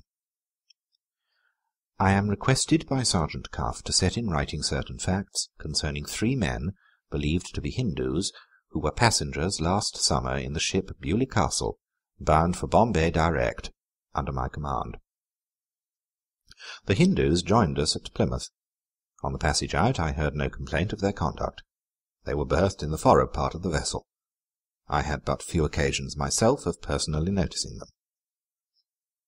In the latter part of the voyage we had the misfortune to be becalmed for 3 days and nights off the coast of India. I have not got the ship's journal to refer to, and I cannot now call to mind the latitude and longitude. As to our position, therefore, I am only able to state generally that the currents drifted us in toward the land, and that when the wind found us again, we reached our port in 24 hours afterwards. The discipline of a ship, as all seafaring persons know, becomes relaxed in a long calm. The discipline of my ship became relaxed.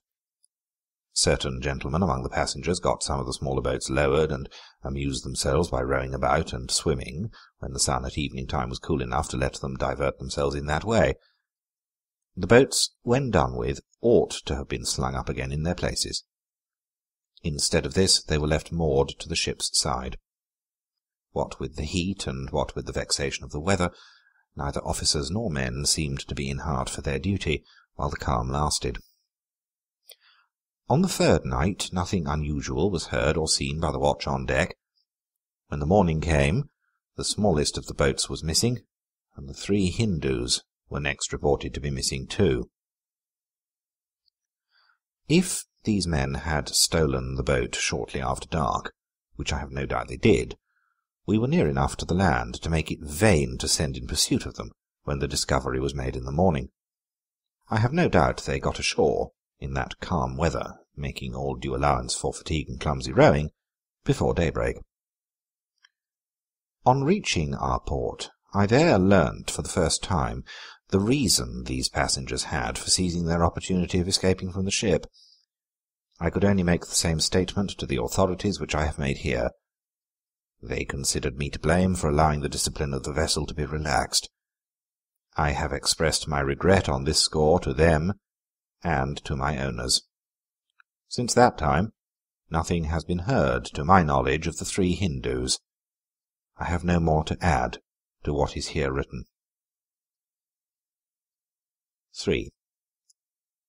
The Statement of Mr. Murthwaite, 1850. In a Letter to Mr. Brough. Have you any recollection, my dear sir, of a semi-savage person whom you met out at dinner in London in the autumn of '48? Permit me to remind you that the person's name was Murthwaite, and that you and he had a long conversation together after dinner. The talk related to an Indian diamond called the Moonstone, and to a conspiracy then in existence to get possession of the gem. Since that time I have been wandering in Central Asia. Thence I have drifted back to the scene of some of my past adventures in the north and north-west of India. About a fortnight since, I found myself in a certain district or province, but little known to Europeans, called Kathiawar. Here an adventure befell me in which, incredible as it may appear, you are personally interested. In the wild regions of Kathiawar, and how wild they are you will understand when I tell you that even the husbandmen plough the land armed to the teeth, the population is fanatically devoted to the old Hindu religion, to the ancient worship of Brahma and Vishnu. The few Mahometan families, thinly scattered about the villages in the interior, are afraid to taste meat of any kind. A Mahometan even suspected of killing that sacred animal, the cow, is, as a matter of course, put to death without mercy in these parts by the pious Hindu neighbours who surround him. To strengthen the religious enthusiasm of the people, two of the most famous shrines of Hindu pilgrimage are contained within the boundaries of Kathiawar. One of them is Dwarka, the birthplace of the god Krishna. The other is the sacred city of Somnath, sacked and destroyed as long since as the 11th century by the Mahometan conqueror Mahmud of Ghizni. Finding myself for the second time in these romantic regions, I resolved not to leave Kathiawar without looking once more on the magnificent desolation of Somnath. At the place where I planned to do this, I was, as nearly as I could calculate it, some 3 days distant, journeying on foot from the sacred city. I had not been long on the road before I noticed that other people, by twos and threes, appeared to be travelling in the same direction as myself. To such of these as spoke to me, I gave myself out as a Hindu Buddhist from a distant province bound on a pilgrimage. It is needless to say that my dress was of the sort to carry out this description. Add that I know the language as well as I know my own, and that I am lean enough and brown enough to make it no easy matter to detect my European origin, and you'll understand that I passed muster with the people readily, not as one of themselves, but as a stranger from a distant part of their own country. On the second day, the number of Hindus travelling in my direction had increased to 50s and 100s. On the third day the throng had swollen to thousands, all slowly converging to one point, the city of Somnath. A trifling service which I was able to render to one of my fellow pilgrims during the third day's journey proved the means of introducing me to certain Hindus of the higher caste. From these men I learnt that the multitude was on its way to a great religious ceremony, which was to take place on a hill at a little distance from Somnath. The ceremony was in honour of the god of the moon, and it was to be held at night. The crowd detained us as we drew near to the place of celebration. By the time we reached the hill, the moon was high in the heaven. My Hindu friends possessed some special privileges which enabled them to gain access to the shrine. They kindly allowed me to accompany them. When we arrived at the place, we found the shrine hidden from our view by a curtain hung between two magnificent trees. Beneath the trees a flat projection of rock jutted out, and formed a species of natural platform. Below this I stood, in company with my Hindu friends. Looking back down the hill, the view presented the grandest spectacle of nature and man in combination that I have ever seen. The lower slopes of the eminence melted imperceptibly into a grassy plain, the place of the meeting of 3 rivers. On one side The graceful winding of the waters stretched away, now visible, now hidden by trees, as far as the eye could see. On the other, the waveless ocean slept in the calm of the night. People this lovely scene with tens of thousands of human creatures, all dressed in white, stretching down the sides of the hill, overflowing into the plain, and fringing the nearer banks of the winding rivers. Light this halt of the pilgrims by the wild red flames of cressets and torches streaming up at intervals from every part of the innumerable throng. Imagine the moonlight of the east pouring in unclouded glory over all, and you will form some idea of the view that met me when I looked forth from the summit of the hill. A strain of plaintive music, played on stringed instruments and flutes, recalled my attention to the hidden shrine. I turned and saw on the rocky platform the figures of 3 men. In the central figure of the 3, I recognized the man to whom I had spoken in England, when the Indians appeared on the terrace at Lady Veranda's house. The other 2, who had been his companions on that occasion, were no doubt his companions also on this. One of the spectators, near whom I was standing, saw me start. In a whisper he explained to me the apparition of the 3 figures on the platform of rock. They were Brahmins, he said, who had forfeited their caste in the service of the god. The god had commanded that their purification should be the purification by pilgrimage. On that night the 3 men were to part. In 3 separate directions they were to set forth as pilgrims to the shrines of India. Never more were they to look on each other's faces. Never more were they to rest on their wanderings, from the day which witnessed their separation to the day which witnessed their death. As those words were whispered to me, the plaintive music ceased. The 3 men prostrated themselves on the rock before the curtain which hid the shrine. They rose. They looked on one another. They embraced. Then they descended separately among the people. The people made way for them in dead silence. In 3 different directions I saw the crowd part at one and the same moment. Slowly the grand white mass of the people closed together again. The track of the doomed men through the ranks of their fellow mortals was obliterated. We saw them no more. A new strain of music, loud and jubilant, rose from the hidden shrine. The crowd around me shuddered and pressed together. The curtain between the trees was drawn aside, and the shrine was disclosed to view. There, raised high on a throne, seated on his typical antelope, with his 4 arms stretching towards the 4 corners of the earth, there soared above us, dark and awful in the mystic light of heaven, the god of the moon. And there, in the forehead of the deity, gleamed the yellow diamond, whose splendour had last shone on me in England from the bosom of a woman's dress.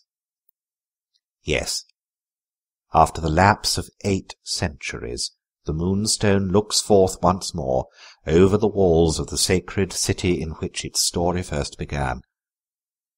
How it has found its way back to its wild native land, by what accident or by what crime the Indians regained possession of their sacred gem, may be in your knowledge, but is not in mine. You have lost sight of it in England, and, if I know anything of this people, you have lost sight of it for ever. So the years pass, and repeat each other. So the same events revolve in the cycles of time. What will be the next adventures of the Moonstone? Who can tell? End of Part 47. End of the Moonstone by Wilkie Collins.